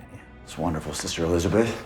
No time like the present. Is that supposed to be a pun? Because presents, like Christmas present? The students aren't supposed to have access to phones, so the trio has theirs confiscated and noted on this document to keep track of which phone belongs to whom. Let's zoom in on the names. One of them is Moro La Caprara. This is the name of a production designer who has worked on many major TV shows filmed in Toronto, such as The Handmaid's Tale and Clarice. Chucky was also filmed in Toronto. It doesn't appear that he worked on it, but many of his jobs went uncredited, so that could be the case again. I'm gonna count it as a crew reference Easter egg. And speaking of it being filmed in Toronto, Lexi has 2 posters in her room for the small Toronto-based rock band Kingdom of Birds. As Sister Elizabeth is tagging each of the gifts, there are a few more crew references. This red tag is labeled the Mancini family, after Chucky series creator Don Mancini. The white tag says the Colavecchia family, named after Daniel and John Colavecchia, who worked in the camera department. The green tag says the Mercobrita family. James and Steve Mercobrita also worked camera department. There's also a tough to spot Easter egg in episode 1. When Lexi is rummaging through her mother's medicine cabinet, one of the bottles was prescribed by Dr. Douglas Gaber, which is a slightly altered version of Gabriella Douglas, the first assistant art director. There's not another crew reference Easter egg until episode 7, when Bryce brings out the Exorcism for Dummies book, which is a play on the Voodoo for Dummies book introduced in Bride. Exorcism for Dummies is written by Richard Darling, a reference to Rick Darling, the property master on both seasons 1 and 2. It turns out that Tiffany held on to Voodoo for Dummies. We see it again in episode 8. It's written by Don Mancini, and that's our last crew reference Easter egg. While not technically a crew reference, there is a meta-horror moment when Jake comments that Father Bryce reminds him of his dad. That's because Mr. Wheeler, his brother Logan, and Father Bryce are all played by the same actor, Devin Sawa. The first victim of this season, other than Tiffany and all those Chuckies and Gary, is Sister Elizabeth, who has a heart attack just upon seeing him. just looking at me is scary enough to give you a heart attack? He shouldn't be that surprised because this has happened before. It's a reference to the way that Colonel Cochrane was killed in Child's Play 3, and it's another reason that I thought season 2 was going to be a tribute to that third movie. But as you know, it went in the direction of Seed of Chucky, carrying on its tradition of bombarding us with needless pop culture references. I'm gonna go through them, but if you're not interested in that, feel free to skip to the next chapter. When Chucky holds them hostage at the beginning, he mocks their friendship for not spending more time together, and this is Devin's rebuttal. We've been busy. Well, now you're all gonna get busy dying. That might be a reference to the Shawshank Redemption. I guess it comes down to a simple choice, really. Get busy living, or get busy dying. I'm sure you didn't miss the Scooby-Doo reference. And I would have gotten away with it too if it weren't for you meddling kids. After the truck crash, the head of the female doll somehow ends up in Tiffany's bed. A parody of the horsehead scene from The Godfather. Later that day, Tiffany can be seen watching Liar Liar when Nika makes this comment. I know you went through all of Jennifer Tilly Simpson's money. Jennifer Tilly isn't on The Simpsons, so what's the deal with this? Luckily, I happen to know a Simpsons expert who can explain it much better than I can. Here's the Simpsons theory. Hey guys, now I want to start off by saying that although Jennifer Tilly wasn't a regular cast member in The Simpsons, she was previously married to late Simpsons co-creator Sam Simon. And when it came to their divorce in 1993, a percentage of Simon's payments from Fox was awarded to her. Then she later appeared as herself in season 24's Gone AB Gone, where she even references said Simpsons money. I've read every expert on poker and watched Jennifer Tilly's DVD. Start with your Simpsons money, use a little girl voice, and take them for everything they've got. Now, I'm needed on the set of Bride of Chucky 5. And there you have it, folks. That is your random Simpsons fact of the day. Thanks so much for having me on, Zach. Thank you, Lydia. I'll put a link to her channel in the description. Moving along, when the kids try to reprogram Chucky, they clip his eyes open using what appears to be hair clips as a parody of the brainwashing scene in A Clockwork Orange, where Alex is conditioned to feel nausea whenever he's exposed to violence, which is exactly what happens to Chucky. Instead of showing him war footage, they show him horror movies, like The Thing and Psycho 2. In episode 4, the twins invite some guests over to celebrate their birthday behind Tiffany's back. Oh, we figured you wouldn't want to have people over given your Norma Desmond vibes as of late. Norma Desmond is the forgotten silent movie star in the 1950 noir film Sunset Boulevard, who, similar to Tiffany, never leaves her mansion and revels in the past, watching her own movies. In Tiffany's case, they aren't actually her movies, but you get the point. Both characters are delusional and insane. Not long after, Tiffany apologizes to her guests for being a recluse over the last year and says that she's entering her Garbeau era. This is a reference to another silent film star, Greta Garbo, who is known for her melancholic roles. So essentially nothing like Tiffany or Jennifer Tilly, which makes it kind of funny if you know who Greta Garbo is. Later on, when Buff Chucky is discovered by Sister Ruth, who mistakes him for a god, he makes more of a 90s reference. I like your style, Sister Act. Sister Ruth. Sister Act is a comedy franchise starring Whoopi Goldberg. Never mind the fact that Chucky was dead in 1992 when the first one came out, dead in 1993 when the second one came out, and was literally just a dismembered arm in 2006 when the Broadway musical premiered. The creators of the show clearly care a lot more about referencing their favorite IPs than having their own show make any logical sense. It gets really bad shortly after. When I first saw the bald Chucky known as the Colonel, I thought it had something to do with the end of Child's Play 2 or the beginning of Child's Play 3, where we see the factory that the good guys are made in, and some of them have not received hair yet. It wasn't until this very strange scene that I ended up looking into the character and discovered who he's really supposed to be. And I have a lot to say about it.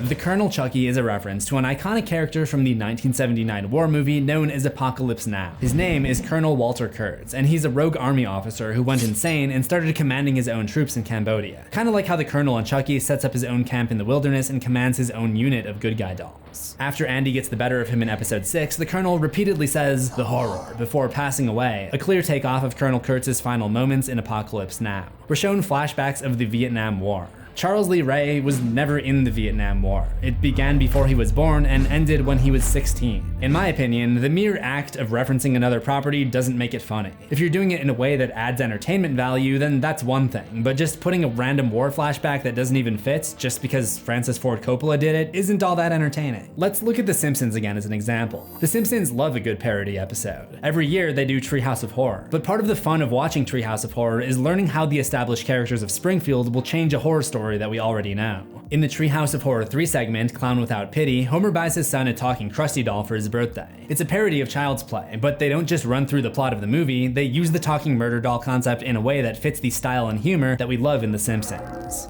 Take this object, but beware, it carries a terrible curse.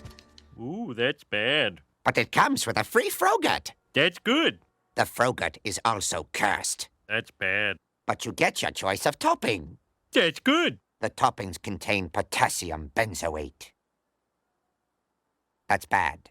Can I go now? You don't have to have seen Child's Play to appreciate Clown Without Pity. But if you haven't seen Apocalypse Now, good luck understanding what the hell that Colonel Kurtz reference was. Also, this scene is a total disaster. Roll it. Give me liberty, or give me death. Remember the Alamo. Who's Khan? What is going on here? Why is Lexi asking who's Khan? It almost feels like she's responding to a line that was cut from the show. Has the editing really gotten that bad? Here's my last thing on this topic. When your media references are just references for the sake of references, you start to lose clarity of if they even are references. For example, take Tiffany's line towards Caroline. Clever girl. Like, was that supposed to be a Jurassic Park reference? Clever girl.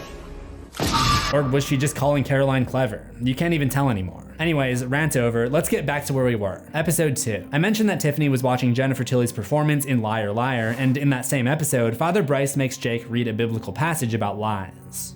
When he lies, he speaks according to his own nature, for he is a liar and the father of lies. It's very fitting that lies are such a big focus on this episode, because Chucky's lies would have a major impact. When he acts as if he's been changed by the Clockwork Orange treatment, the characters drop their guard around him, allowing him to make one of the most devastating kills of the series. Moving on to episode 3, we meet Father O'Malley, who is clearly tired of Nadine coming in every week to do a confession with him. The character is a tribute to Reverend William O'Malley, who is known for his portrayal of Father Dyer in The Exorcist, where he also serves as a technical advisor. Of all the films that Chucky Season 2 imitates, the strongest influence, other than Scream, is probably The Exorcist, but I'll come back to that later in this video when I talk about the ending. During stage 1 of the brainwashing scene, one of the disturbing clips that they show Chucky is someone falling out of a window onto a car. It's the exact same as the first kill we ever saw Chucky make, Aunt Maggie in the original movie. Then, during stage 2, he sees Nadine setting up the phone and says this. Aunt Maggie, Chucky wants to watch the 9 o'clock news. This is the exact line said by Andy shortly after meeting Chucky in the original. In his dazed state, this was probably triggered by seeing Nadine, who looks similar to and has the same hairstyle as Aunt Maggie. It's also foreshadowing because he eventually kills Nadine the same way he killed Aunt Maggie, by throwing her out a window. She ends up landing on a statue of the Virgin Mary, causing the image to resemble Michelangelo's sculpture Pieta, which depicts Jesus dying in the arms of Mary. I feel like this may be connected to Nadine returning as an angel, but I don't really know anything about the Catholic lore. There's also a shot while Nadine is doing her Hail Marys where she pats a smaller statue on the head, maybe a small clue that she'll be landing on a statue's head. After the brainwashing is complete, Lexi is tasked with keeping an eye on Chucky, and he asks her a variety of annoying questions, one of which is, do you have a cat? This is a callback to Season 1, Episode 1, where Chucky's first victim is Jake's cat. We also see him take out a cat in the 2019 remake. Episode 4 is a weird one. It's called Death on Denial, a play on Death on the Nile, a 1978 mystery film, which is fitting because this episode is all about a murder mystery party. There's a line that caught my attention where Glenda mentions having spoken to Tiffany/Jennifer's accountant, Stan. Stan was the name of Jennifer's limo driver/secret lover in Seed. He appeared to have died at the end of that movie, but then again, so did Jennifer Tilly. However, when we meet Jennifer Tilly, she appears to be Tiffany's accountant. I'm not really sure what's going on here, or if we'll ever find out. Before the guests arrive, the three can be seen eating Swedish meatballs for dinner, Tiffany's specialty and Chucky's supposed favorite food. Speaking of favorite foods, when the real Jennifer Tilly does appear, she's got one thing on her mind. Roll it. I'm starving. You promised me chocolate. Funny enough, chocolate is what got her into this mess in the first place. She only encountered Tiffany Valentine because she snuck into a prop room at the movie studio to secretly snack on chocolate. If you're like me, you probably had a lot of questions about this party that remain unanswered. Primarily, why is Glenn and Glenda's birthday being celebrated in November when we already know that they were born in March 2004? I swear, they're just trying to make the timeline difficult for me at this point. But who are these seemingly random party guests? What is their significance? And why does this butler look so familiar? I have all of the answers that Liv Morgan didn't.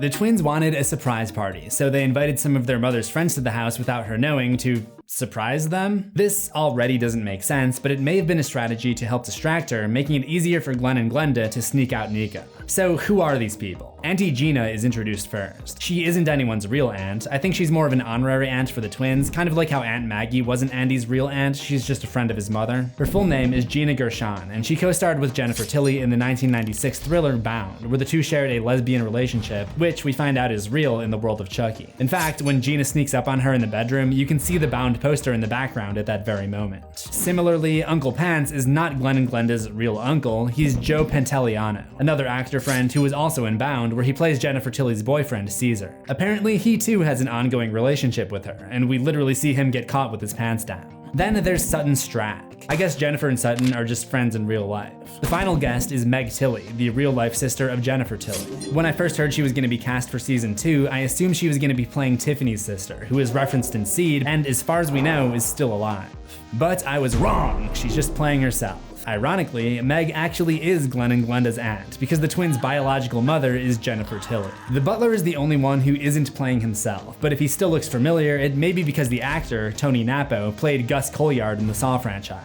As if that wasn't enough star power, the episode ends with a sit-down between Chucky and WWE star Liv Morgan. And I just gotta say, what is the deal lately with these WWE stars being able to manipulate entertainers for guest spots, seemingly at will? Between this, the Alexa Bliss song by Bowling for Soup, and the time Dead Meat did like a whole podcast season of just WWE stars, I'd like to know who runs their marketing team. Or maybe you just have to be a WWE fan to get it. But I guess if Justin Fields randomly wanted to come on CZsWorld, yeah, I'd probably do it. There's one more item I'd like to point out in this episode, but I do need to spoil the movie Psycho to do it, so spoiler alert until the end of this chapter. After the butler is found and everybody's discussing who the killer could be, the finger is pointed at Glenn and Glenda, to which Glenn says, "We wouldn't hurt a fly." Glenn and Glenda are a split personality, both trapped inside the body of this doll, switching back and forth in regards to who's in control. It's the same concept as Norman and Norma Bates in Psycho, and as a result, there are a ton of Psycho references in Seed. So this line is also a Psycho reference. At the end of the movie, we hear Norma's internal monologue, and in an attempt to look innocent, she says this. Probably watching me. Let them see what kind of a person I am. I'm not even gonna swat that fly. And they'll say, why, she wouldn't even harm a fly. And this idea comes back a couple episodes later, as Jake, Devin, Lexi, and Nadine are still trying to determine if their reprogrammed Chucky is really dangerous or not. He literally kills a fly, foreshadowing that he's not the harmless doll that Jake thinks he is. One more maybe Psycho reference, when Tiffany slices up Meg Tilly, the music sounds a lot like the music in Psycho. After awakening from a bad dream, Glenn can be seen reading Great Expectations. This novel was written by British author Charles Dickens, a callback to Glenn's childhood spent in the UK before ever being reborn as a human. That day, when Tiffany asked what happened to Nika and Glenda, I noticed Glenn's eye give a little twitch. Tell me where Glenda took Nika. This is something that happened in Seed. Glenn's eye would twitch under stressful circumstances that are just too much to deal with. Tiffany's outfit during the scene contains these strange playing cards, probably referencing her career as a professional poker player, which I talked about in season 1. Anyway, after Glenn discovers the real Jen Tilly trapped in doll form, Tiffany burns down the house, which feels very unnecessary. Back at the school, the brainwashed Scout Chucky fights and defeats Buff Chucky, and in the aftermath, Father Bryce orders Sister Ruth to throw away the tattered doll. It's an important Chucky tradition for someone to try to trash the antagonistic toy. This is the 8th time someone has attempted it. As we get further into the season, there are more and more callbacks to the original movie series. For example, Andy is now being kept prisoner by Chucky in a cabin where he's tortured. It's revenge for when Andy kept Chucky's head as his prisoner in his cabin and tortured him. Cool detail about the cabin, if you bring up the lights, you can see many knives stored overhead, probably the knives of each of the Chuckies that the Colonel has killed. Sister Ruth is the next to discover that Chucky is alive, and he tells her that she should be blonde. He told Tiffany the same thing when they first met in the flashback during season 1, which suggests that Chucky may have a thing for Sister Ruth. As Kyle, Nika, and Glenda are staying in a hotel en route to New Jersey, Kyle has a pack of cigarettes labeled Kincaid. As far as I know, this isn't a brand that you can still find, so it must be a reference to Jade Kincaid from Bride of Chucky, one of the few surviving characters who has yet to make an appearance in the TV series. Also, Kyle has a necklace that says Mom on it, which is a strange thing for an orphan to have. A report comes on the TV breaking the news that Jennifer Tilly is now wanted for murder. The photo that they use is from the 2019 Saturn Awards. The Saturns were briefly mentioned by Jake and Devin in season 1. If you're curious, the photo used in the second news report, where Tiffany freaks out about the terrible picture they used of her, was taken at the premiere of Panic Room in 2002. It's weird that they would use such an old photo, but it's the perfect opportunity for me to promote my Things You Missed episode on Panic Room. At Lord Incarnate, Father Bryce puts the school on lockdown, but Lexi and Nadine are able to reach Jake and Devin's room anyways by climbing out of their window and into the boys' window. They probably expected us to forget that they showed the outside of Lexi and Nadine's room, and unless they're both Spider-Man, there's no way the girls pulled this off. The creators of the show need to stop underestimating me. I didn't forget when the twins' birthday is, and I didn't forget what the exterior of the school looks like either. Andy helps them ambush and defeat the Colonel, but before he can get the Scout, Dr. Mixter shows up with a gun and takes Chucky away. I'm not quite sure how they let her do this. Yeah, she has a gun, but there are 5 of them. If she even tried to use the gun, the rest of them could quickly pounce on her. Then she somehow beats up Andy? She has the chance to shoot him right here, but she doesn't for some reason. Episode 7 is called Go Into the Chapel. I think it's referring to a lyric from the Dixie Cup song Chapel of Love. This episode is all about the exorcism of Scout Chucky to make room for Chucky Prime to leave Nika's body. We later find out this is kind of pointless because Dr. Mixter already has a backup Chucky in her safe. I'll ignore that though, because I have something else that I would like to complain about.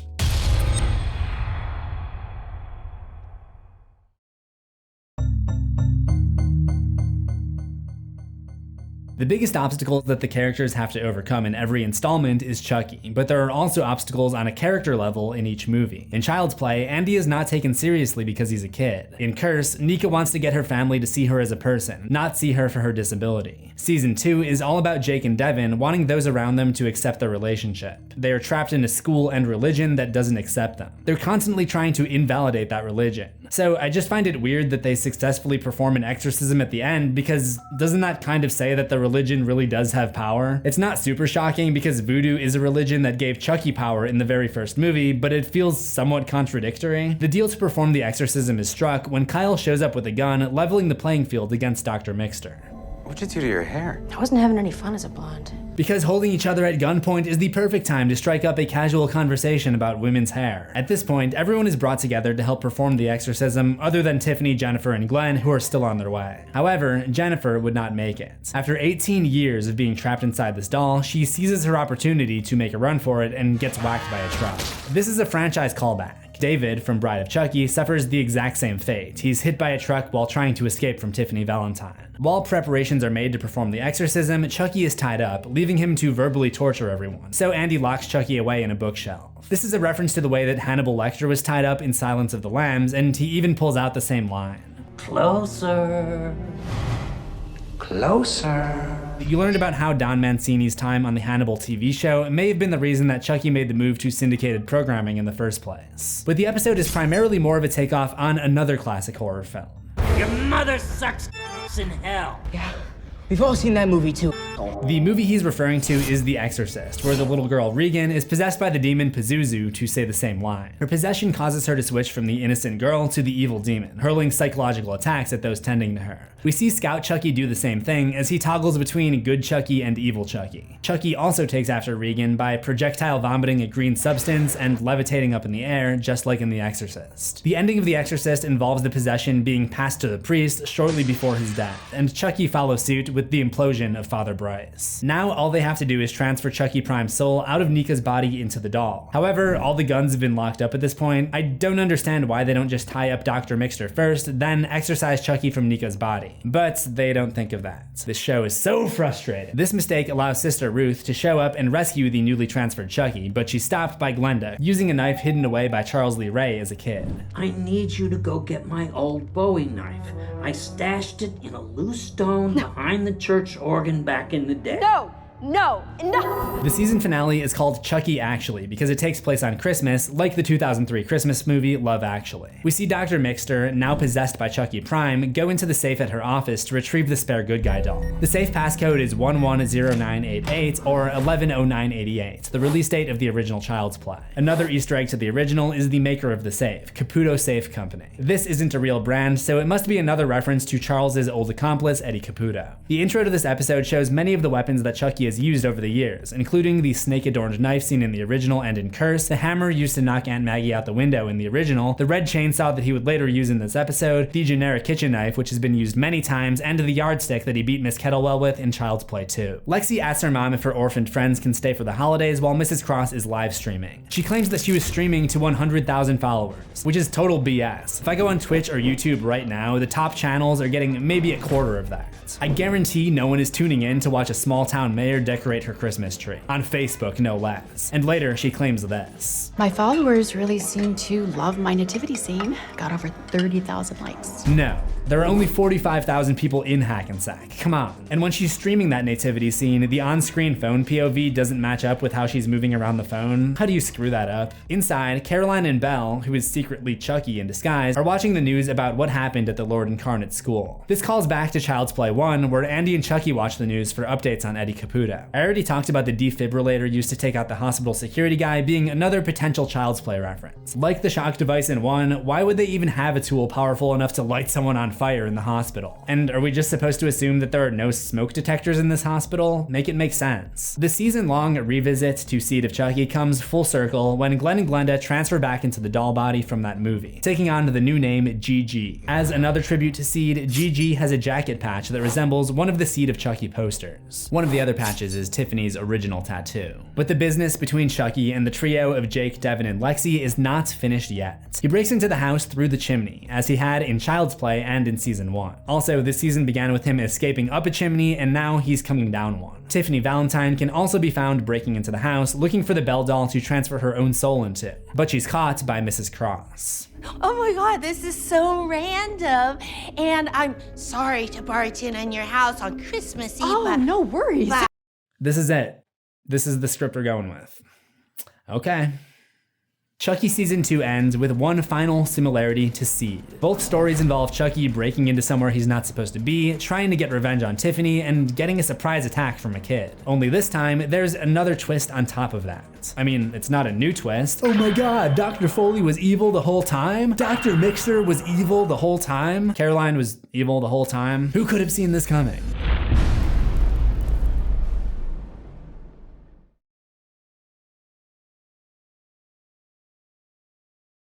Each season of Chucky to this point has been based on one of the films from the original movie series. Season 1 tried to recreate the magic of Child's Play 2. We've taken a lot of pains to mimic the specific look of the doll himself from Child's Play 2. And Season 2 was clearly the spiritual sequel to the 5th entry, Seed of Chucky.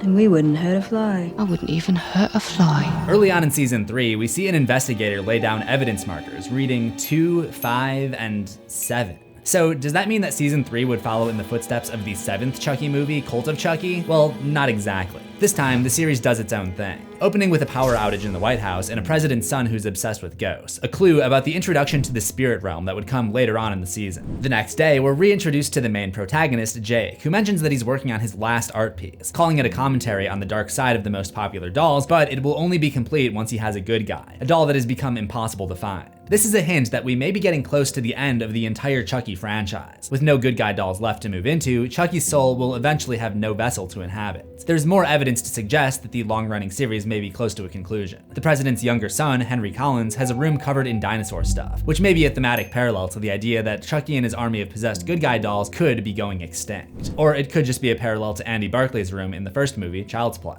But given that Chucky appears on national television with the president's family not long before the entire place burns to the ground, you have to believe that the general public is also on the verge of believing in Chucky, a doll seen at many bizarre crime scenes over the last 36 years. Maybe Chucky should spend some time around some lower profile people. Police say the man you see right there holding a Chucky doll was using that toy to scare people outside of a market. Yep, that's a real news story that just happened, despite the cancellation of the Chucky TV series. But the series wasn't about to go out without trying to sneak a few more secrets past you, but luckily, I am like a Secret Service agent. Nothing gets past me. While previous seasons had episode titles that sometimes parodied existing movie titles, like Season 1's Cape Queer or Season 2's Death on Denial, Season 3's episodes were just straight up movie titles with no changes or alterations made. And that starts off with Murder at 1600, a 1997 political thriller about a detective investigating a murder at the White House, or in the case of Chucky, a Secret Service agent who is offed by the supernatural doll 25 minutes in. It starts with the Chuck causing a power outage and the first family having to be relocated for safety, during which the teenage son, Grant Collins, is caught smoking by his Secret Service agent. Grant's smoking is ironic because it's in front of this Just Say No poster, which was an advertising campaign that was part of the US's war on drugs. The woman on the poster is former President Ronald Reagan's wife, Nancy. I don't know why she put herself on the poster. I don't even do drugs, so I agree with the message, but she just looks like someone who would be the fun police, you know? But what has even less chill is seen in the other son's bedroom, this clown Jack-in-the-Box painting. That seems to be a reference to the poster for Child's Play 2, because what kid would actually want to have this? It's gotta be an Easter egg, and it's probably no coincidence that this is the same poster that gets splattered with the brains of the Secret Service agent that Chucky eliminates for his first tally of the new season. The next day, we catch back up with Jake, who is in the middle of doing a live stream on Facebook. You know, the platform of choice for teenagers in the 2020s. In fact, we know the creators of the show are aware that Facebook is not popular with the kids, because they made a joke about it in season 1. Hey Lexi,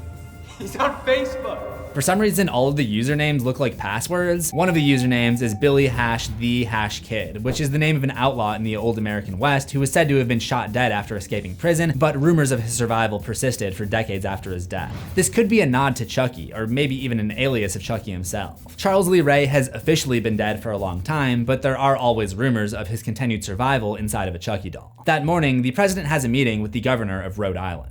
Can't keep the governor of Rhode Island waiting. Could that maybe be a nod to Curse of Chucky, which took place in Rhode Island? I'll admit that one's kind of dumb, but hey, sometimes people like the dumb ones. I mean, just look how many followers every big Twitch streamer has. And speaking of dumb, my next thing you missed is honestly pretty puzzling.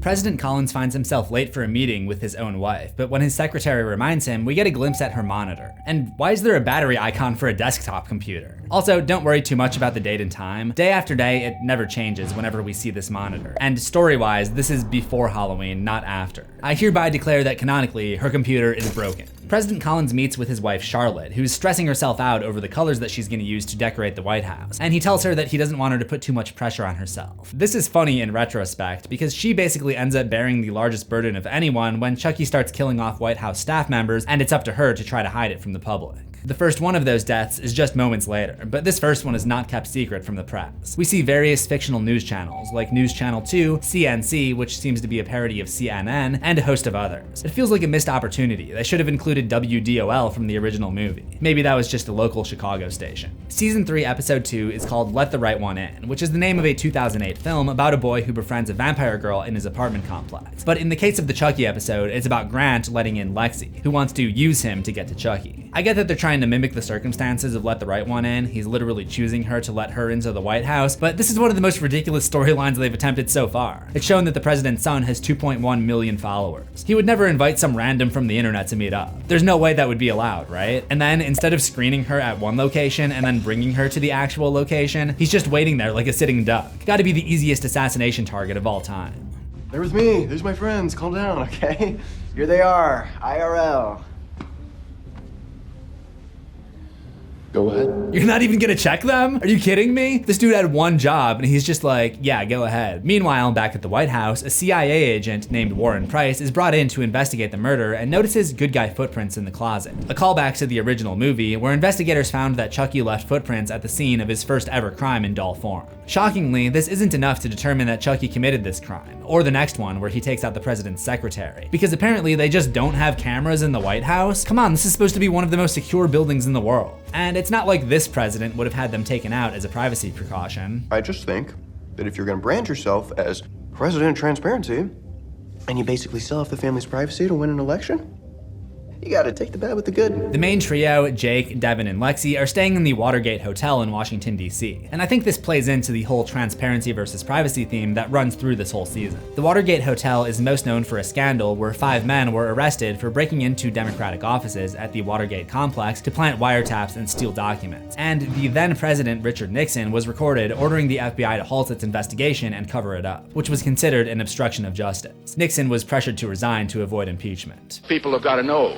whether or not their president's a crook, Well, I'm not a crook. It's probably the most well-known example of secrecy in American politics, and it's kind of strange that the hotel has posters and newspapers on the walls referencing this Watergate scandal. Pretty sure it's considered one of the more shameful moments in American history. You'd think they would want to distance themselves from that. By the way, I looked up a room tour, and no such posters seem to exist at the real-life hotel. Additionally, the characters are staying in room 1105. Watergate Hotel room 1105. That number is also tied to secrecy. In British lore, 1105 represents the 5th of November, also known as Guy Fawkes Night, where Guy Fawkes and his fellow conspirators attempted to blow up the Houses of Parliament and assassinate King James I.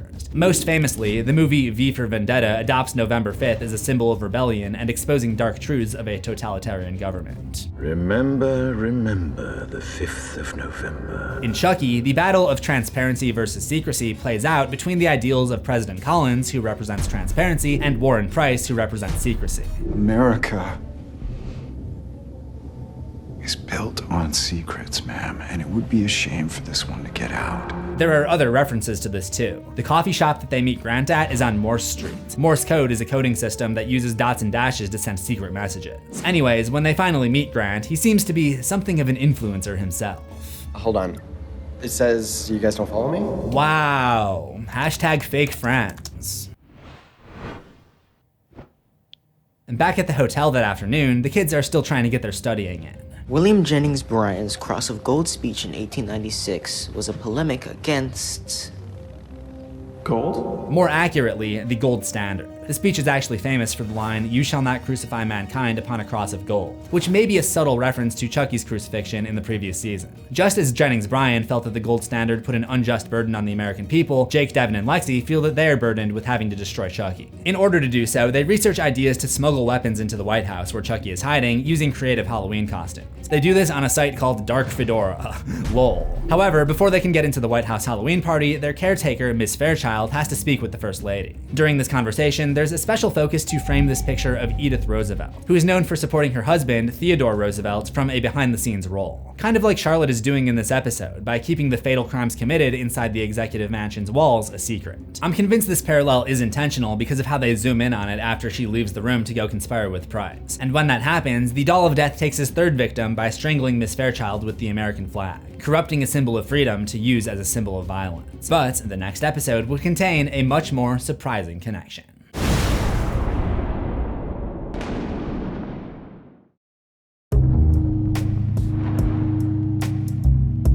Season 3, Episode 3 is titled Jennifer's Body, named after a 2009 movie about a high school succubus whose body becomes a vessel for an evil presence. In the context of Chucky, actress Jennifer Tilly's body is possessed by Chucky's evil girlfriend, Tiffany Valentine. I'd like to point out that I already made that joke 3 years ago in my Tiffany Valentine horror history, and even mocked up a poster. In this one, we see the aftermath of Tiffany's arrest in Season 2, where Chucky and Caroline go on the road together. The cab driver mistakes Chucky for an AI doll. Oh, that's one of those interactive AI robot dolls. This is a reference to the 2019 Child's Play remake, where Chucky is an AI-powered android. That takes place in a separate universe though, so this is more of an Easter egg than a crossover. The episode also features a dream sequence with Chucky spying on Andy from outside his window, just like Michael Myers in Halloween. This alone might not be significant, but it's part of a long line of Halloween references in the franchise. Seed of Chucky and Season 1, Episode 1 both steal the same opening, for example. And that's not the only callback to the classic era of slashers. Although he's only dreaming, Chucky's method of killing Andy involves him tying his rival's limbs to the bed and knifing him. Just like the old days, huh? Kinda kinky. This is another callback to Child's Play 2, where Chucky tied Andy to the bed during his sleep and attempted to transfer his soul into Andy's body before the fun was broken up when Kyle got home. What the hell is this now? Yeah, that one's tough to talk your way out of. 33 years later, not much has changed, and Chucky is still dealing with the doll body that he's not entirely satisfied with. He flips through the Voodoo for Dummies book for an answer, and somehow the book got way longer. In Bride of Chucky, Tiffany flips through about half of the book to reach page 77, so we could assume that there are only about 150 pages. But in this, Chucky is seen on page 311. Maybe it's a new edition, or maybe that's just the power of voodoo. By the way, each page is just the same text over and over. It's basically just a description of voodoo and Damballa. It takes a voodoo doctor to determine that Chucky is dying and needs to kill at a house marred by evil, so he and Caroline call themselves a car. Not an Uber, but a Dasher. It's another example of the franchise not knowing if it wants to use real or fake brand names. Dasher is a fictional company, but in Season 1 they had no problem using the name Uber. Uber's here, I gotta go. I'm sure this will be obvious to most of you, but the house that they dash to is the Amityville house. What a spread! Ron DeFeo, eat your heart out. For those not familiar, Ronald DeFeo Jr. is the eldest son of the DeFeo family, who in 1974 shot his parents and siblings while they slept for a total of 6 victims. The same number that Chucky needs to please Damballa and get back in his good graces. The doc said I need to make 6 sacrifices to Damballa for this to work. The house is famous because the Lutz family moved in 75 and claimed it was extremely haunted, so paranormal investigators Ed and Lorraine Warren came to investigate, which has been the subject of many movies, including the Amityville Horror and The Conjuring 2. So there you go, Caroline. Who's Ron DeFeo? Oh my god, kids these days. Season 3, Episode 4 is titled Dressed to Kill, and is named after a 1980 horror mystery film. And the title makes sense for Chucky because this is the Halloween party episode. But it starts with Tiffany being imprisoned for her crimes. She's wearing a necklace that says, "It's Tiffany, bitch," a reference to a line from Britney Spears' 2007 song, Gimme More.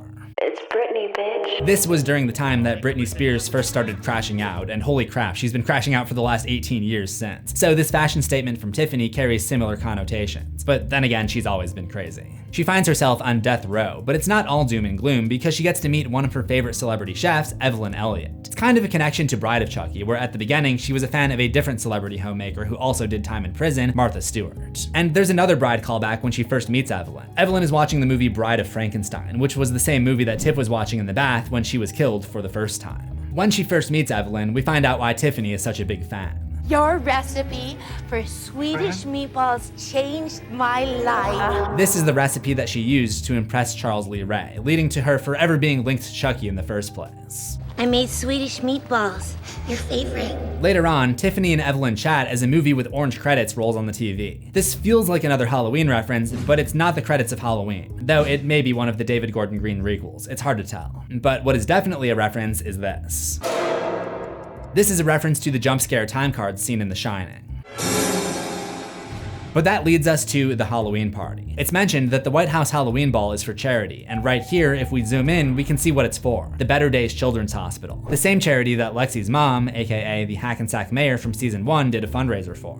Every Better Days hospital in the country will receive a priceless gift from her personal collection. Mayor Cross's event included a cameo appearance from Jennifer/Tiffany and a shipment of Good Guy dolls that was planned to be shipped to the sick kids at that hospital. What's crazy though is that this is literally the White House Halloween party, and it's basically only on par with that one kid's Halloween party in season 1. And like that party, there are some interesting details in the costume choices.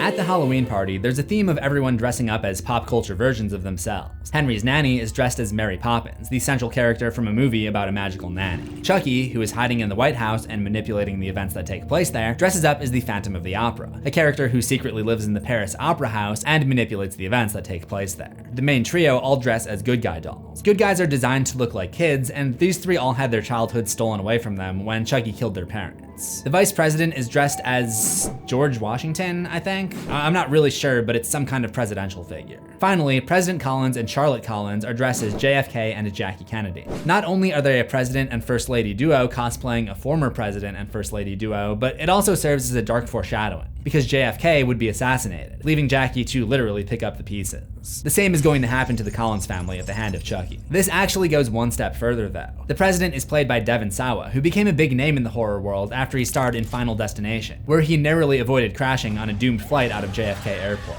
And season 3, episode 8 of Chucky is literally titled Final Destination as a reference to that movie. The connections get pretty deep. Hey, where are your costumes? These are our costumes. JFK and Jackie. Other than that, there are a lot of generic costumes at the party and only a few specific ones. A guy dressed as the Bela Lugosi Dracula, a Frankenstein's monster, a couple Red Riding Hoods, and one guy wearing that mask that the Joker wears at the beginning of The Dark Knight. No. I killed a bus driver. What bus driver? Hoping to use her unlikely relationship with Grant to get one step closer to finding her sister, Lexi spends some time alone with him. She's somehow able to look past his cringe dancing on his bed, and the two connect over music. Lexi, you're at the White House. Have some fun. I am. It's just more of a Blue Oyster Cult fan. This is a callback to season 1, where Lexi sang Don't Fear the Reaper to her sister as a lullaby. That probably doesn't actually qualify as a detail you might have missed. It has come up in every season, but we can add it to our running list of horror productions that I've covered on my channel which feature that song, which includes Halloween, Halloween Ends, Zombieland, Gone Girl, Scream, X, and all 3 seasons of Chucky. This one also features a cool counterpoint detail. Chucky crushes several people at the Halloween party by dropping a chandelier in the crowd. And as this happens, you can see a Grim Reaper standing in the background, almost as if Chucky is suggesting that we should fear the Reaper. In context, it could be explained as a Halloween decoration, but it's a cool detail nonetheless. There's one more Child's Play reference at the end of the episode. After Chucky's actions result in the demise of several people, including Henry's babysitter, an ambulance shows up to take them away. Ambulance number 88, matching the year that the original movie came out, 1988. And Chucky's first kill in that movie is none other than Andy Barclay's babysitter, who is also carted off in an ambulance. Episode 5 is titled Death Becomes Her, named after a 1992 comedy about a drug that grants immortality, which could be a play on both Chucky and Tiffany seeking their immortality again through the use of voodoo. On the TV, they show pictures of those who lost their lives at the Halloween party, but for some reason, for this guy, they still show him in his clown makeup, which seems kind of disrespectful, but it is funny. Jake and Devin are next to consult the voodoo doctor, hoping to learn how to truly kill Chucky. They discover his address is 444 Primitive Ave, Pelham, Georgia. The number 444 is sometimes referred to as the angel number in spirituality, symbolizing balance and harmony. Dr. Rosen is what's known as a spiritual healer. The street name Primitive Ave could be a reference to primitive medicine, an umbrella term that the use of voodoo spells for healing would certainly fall under, as opposed to modern medicine, which is rooted in scientific research and data-backed health decisions. Pelham, Georgia was probably just chosen because there actually is a Primitive Ave in that town. On the wall in his office, Dr. Rosen has a couple of degrees. Instead of listing an institution, this one just says de Haiti, Haiti. Haiti is an island nation in the Caribbean, which is the birthplace of voodoo. Back in DC, Lexi tries to make things right with Grant. To me, you're more than just the first son. You're funny and a good brother and a surprisingly great dancer. Hold up. No. Don't make me play back the footage. I'm playing back the footage. As death continues to take its toll on Chucky's body, he lies in bed flipping channels, one of which is Evelyn Elliott's cooking show. Everything after that consists of other evil doll movies. The Boy, then Dead Silence, then M3 Gan. Oh, God. What are you doing? No. Kill me now. Ah, little bitch. She stole my moves. You M3gan. Everyone made sure to tag me when that moment first aired. As much as I'd like to believe that Don Mancini or Brad Dourif is watching my channel, he does pronounce M3gan a little bit differently than I do. While all of this is going on, Tiffany is still behind bars in Texas, working some of her own voodoo magic to try to get out. Her jail cell is also home to another interesting Easter egg.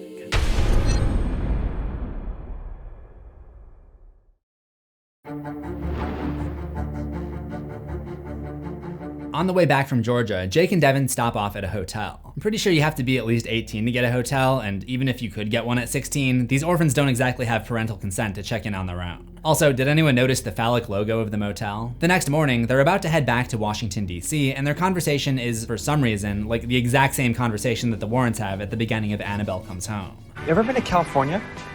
No. And I've always wanted to go. I mean, maybe when this is all over, we can go on a cross-country trip. What's going on? Just, we don't have to go back, you know? We can still go on that trip, now. No, we can't leave Lexi. I mean, she's our family. No, I know. She can come with us. I think we can convince her. Put your head back. Get some rest. If I do that, we might end up in California. So you wake up to the sound of the Pacific. Nothing wrong with that. I'll pick up Judy on the way. That actually sounds so nice. Ed, we should plan on it. I mean, I think this is a coincidence, but it's so specific and similar that it might not be. There was a scene this season at the Amityville house, after all, which is connected to the Warrens. Jake is more optimistic that things will finally work out. We're the heroes. We're the final girls. I mean, we're Jamie Lee f***ing Oscar-winning Curtis. It's a reference to their bonding over Jamie Lee in season 1, but also counts as another Halloween reference. We're gonna win this time. They do not win this time. But while all of this is going on, Tiffany is staying busy in her Bexar County prison cell. She's been using the power of voodoo to make the guards do her bidding, which includes redecorating her cell with items that are shipped in. There's a box from USX, the fictional shipping company that we first saw in Curse of Chucky, where she used them to ship Chucky to Nika Pierce's house and later to try a surprise attack on Andy. Since then, there have been occasional USX Easter eggs. When Tiffany is giving the guards orders, she should have said, "I got you like a puppet in the palm of my hand. Don't you let me down!" Episode 6's title was Panic Room, which shares a name with the 2002 horror thriller directed by David Fincher. I think the relevance is self-explanatory. The White House certainly goes into a panic when President Collins is assassinated by Chucky, but this time, the ghosts inhabiting the place leave a clue, a note that appears on the wall reading, "Chucky did it." We first heard this iconic line back in the second movie. Chucky did it. And it's since become kind of an iconic refrain that would apply to many of the kids that Chucky attached himself to over the years. Price essentially blackmails Charlotte so that he can keep trying to cover up all of the deaths that have happened in the White House, but she has a rebuttal. Maybe if you spent less time cosplaying G. Gordon Liddy and more time finding out about this Chucky, we wouldn't be in this situation at all. Liddy was an FBI agent who became a key figure in the Watergate scandal, known for his extreme loyalty and cover-up efforts for President Nixon. Charlotte is essentially calling Price out for being more focused on covering up the deadly crimes than actually solving them. This has been a common thing about this show. It seems to be geared as a teen horror drama, but there are constant references to things from Mancini and Dorff's time that the target audience is probably not going to get. Charlotte has enough on her plate, trying to cover up her own husband's death, and the stress just piles on when she remembers that Grant is having friends over. The dinner at the White House with Mrs. Collins, Grant, Lexi, Jake, and Devin is significant for Jake. Mrs. Collins is clearly stressed out and seems to be numbing her pain with alcohol, and Jake's dad was also an alcoholic. There was a similar dinner at the beginning of the series. As part of the cover-up, Collins is temporarily replaced with a body double, but at some point, Chucky also kidnaps the double. Once again, there's a picture prominently displayed in the background, a portrait of regular Abraham Lincoln, another famously assassinated president. The body double, by the way, is also played by Devin Sawa, making this his 5th role in the series, after Lucas Wheeler, Logan Wheeler, Father Bryce, and President James Collins. Reused actors have been a thing in this franchise for a while now, but this season takes it to a new level. Michael Theriault plays his 3rd character in the franchise, Vice President Spencer Rhodes. His first was Dr. Foley from Cult of Chucky, and his second was Lexi's dad, Nathan Cross, who was in season 1. Not sure how Jake and Lexi didn't realize that the President and Vice President of the United States look exactly like their respective fathers. Lara Jean Chorostecki plays Charlotte Collins. She played Sister Ruth last season. And we haven't quite gotten to episode 8 yet, but it would introduce a character named Wendell Wilkins, who is played by John Waters, who also played the paparazzi in Seed of Chucky. There are also a couple of interesting casting choices that aren't from Chucky, that are still worth mentioning. Chucky's voodoo physician, Dr. Rosen, is played by Richard Waugh, who is known for another role, Dr. Albert Wesker in the Resident Evil games. Then there's the babysitter from the Halloween Party, who is played by Sarah Sherman, a comedian that actually played Chucky before in a sketch on Saturday Night Live in 2022. We didn't realize you were in there. Did you hear us talking? Only the part where you compared me to Janet, you filthy sluts! You'll think you're the best with me!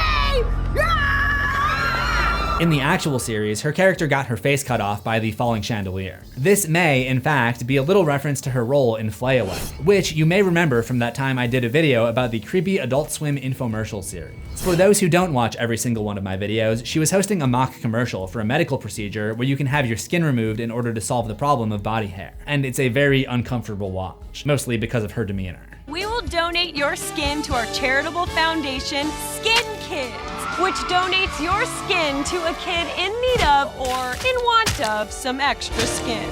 And if you're squeamish, you may have felt the same way about episode 7.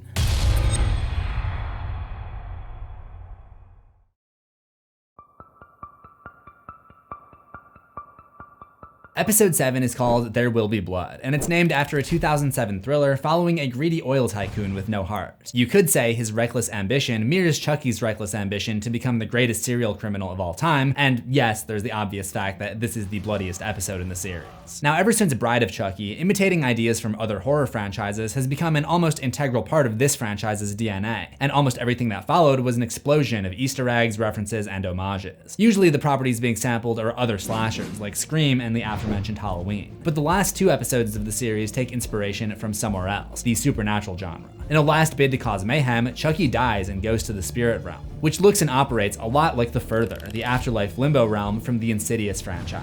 I mean, just look at these 2 shots and tell me this isn't the Further. It even acts like the Further. Now the White House has become a kind of magnet for the dead, drawn here by Jake. If you call out to one of the dead, all of them can hear you. In the spirit realm, Chucky comes across someone reading a tabloid-style magazine that claims to be the world's #1 magazine on dead USA leaders. But the main article, with a headline about food poisoning, has a picture of former President Warren G. Harding. Harding did die in office, but it was a heart attack, not food poisoning. There was a president who died of food poisoning, though. The greatest president of all time, Zachary Taylor. But I'm fairly certain that that's not him in the picture. And finally, after 7 movies and 23 episodes, Chucky gets to meet his voodoo god, Damballa.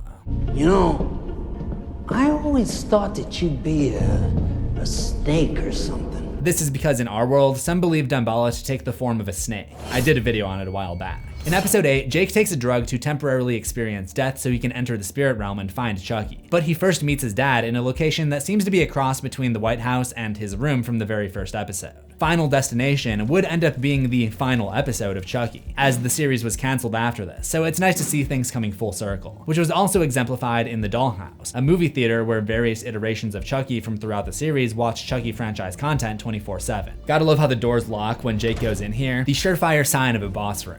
One of the Chuckies in this room is Good Chucky, the brainwashed doll from season 2 that Jake and Devin wrongly believed represented a side of Charles Lee Ray that isn't evil. You may remember how they performed the Ludovico technique on this doll to try to reprogram his mind, which is a reference to the Stanley Kubrick film A Clockwork Orange. This time, Jake's interaction with Good Chucky would parody another famous Kubrick film, 2001: A Space Odyssey. As Jake tries to convince Good Chucky to move on from the spirit realm so he can't do any more damage, they converse in a room that pays homage to the final room from 2001, a sort of liminal space where the main character ages under the observation of an unseen alien intelligence. Even the shape of this good guy artwork kind of matches the artwork seen in 2001. But all of this turns out to be a trap so that Jake will leave his human body unoccupied, allowing Charles Lee Ray to return to the human world, another idea that comes directly from Insidious. But while they're distracting him, Bald Chucky, who if you'll recall from my season 2 episode is basically an homage to this character from Apocalypse Now, has a sensory response when they're talking about the smell of Jake's dad getting electrocuted. Love that smell.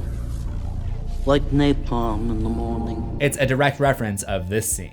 I love the smell of napalm in the morning. When Chucky takes over Jake's body, CIA-placed explosions cause the White House to detonate and come down around them.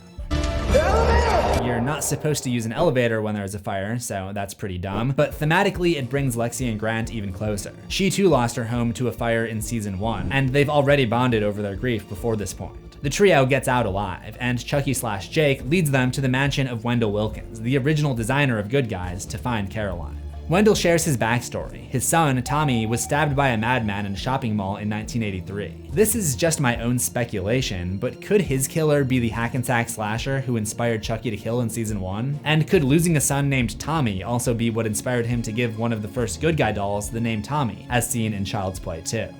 Hi, I'm Tommy. Shut up, you idiot. Like me, huh? At the end, the power of Damballa returns to Chucky, and everyone swaps back, more or less, into their correct bodies. I know they gave up on pronouncing Damballa a while ago, but we just got 3 different pronunciations over the course of a minute. Hail Damballa! Caroline is well versed in the dark arts of Damballa. Ajay Due Damballa!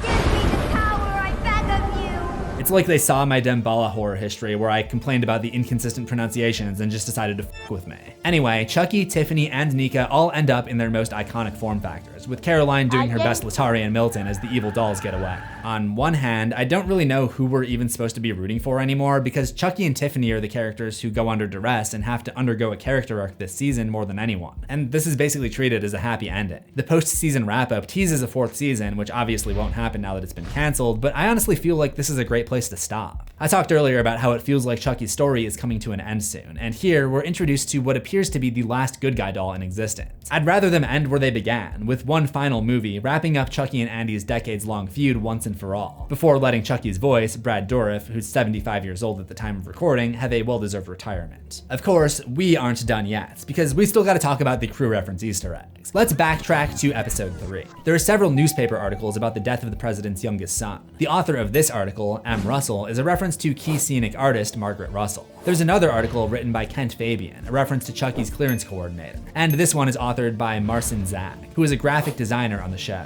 I almost thought that was my name on there for a second. Finally, in episode 6, after the president's assassination, we see his body double studying up on his biography, which is written by Josh E. Jacobs. Josh E. Jacobs is the screenwriter of the next episode, season 3, episode 7. And with that, we are done analyzing the Chucky TV series. Mancini has talked about doing another movie at some point, so if and when that comes to fruition, you know I'll be ready to talk about it. Until then, I've got so much more Chucky content for you to unwrap. You'll find the full playlist on the left. Remember to subscribe to CZsWorld for new horrors every week, ring the death bell and select all notifications, and I will see you in the next one. Assuming we both survive.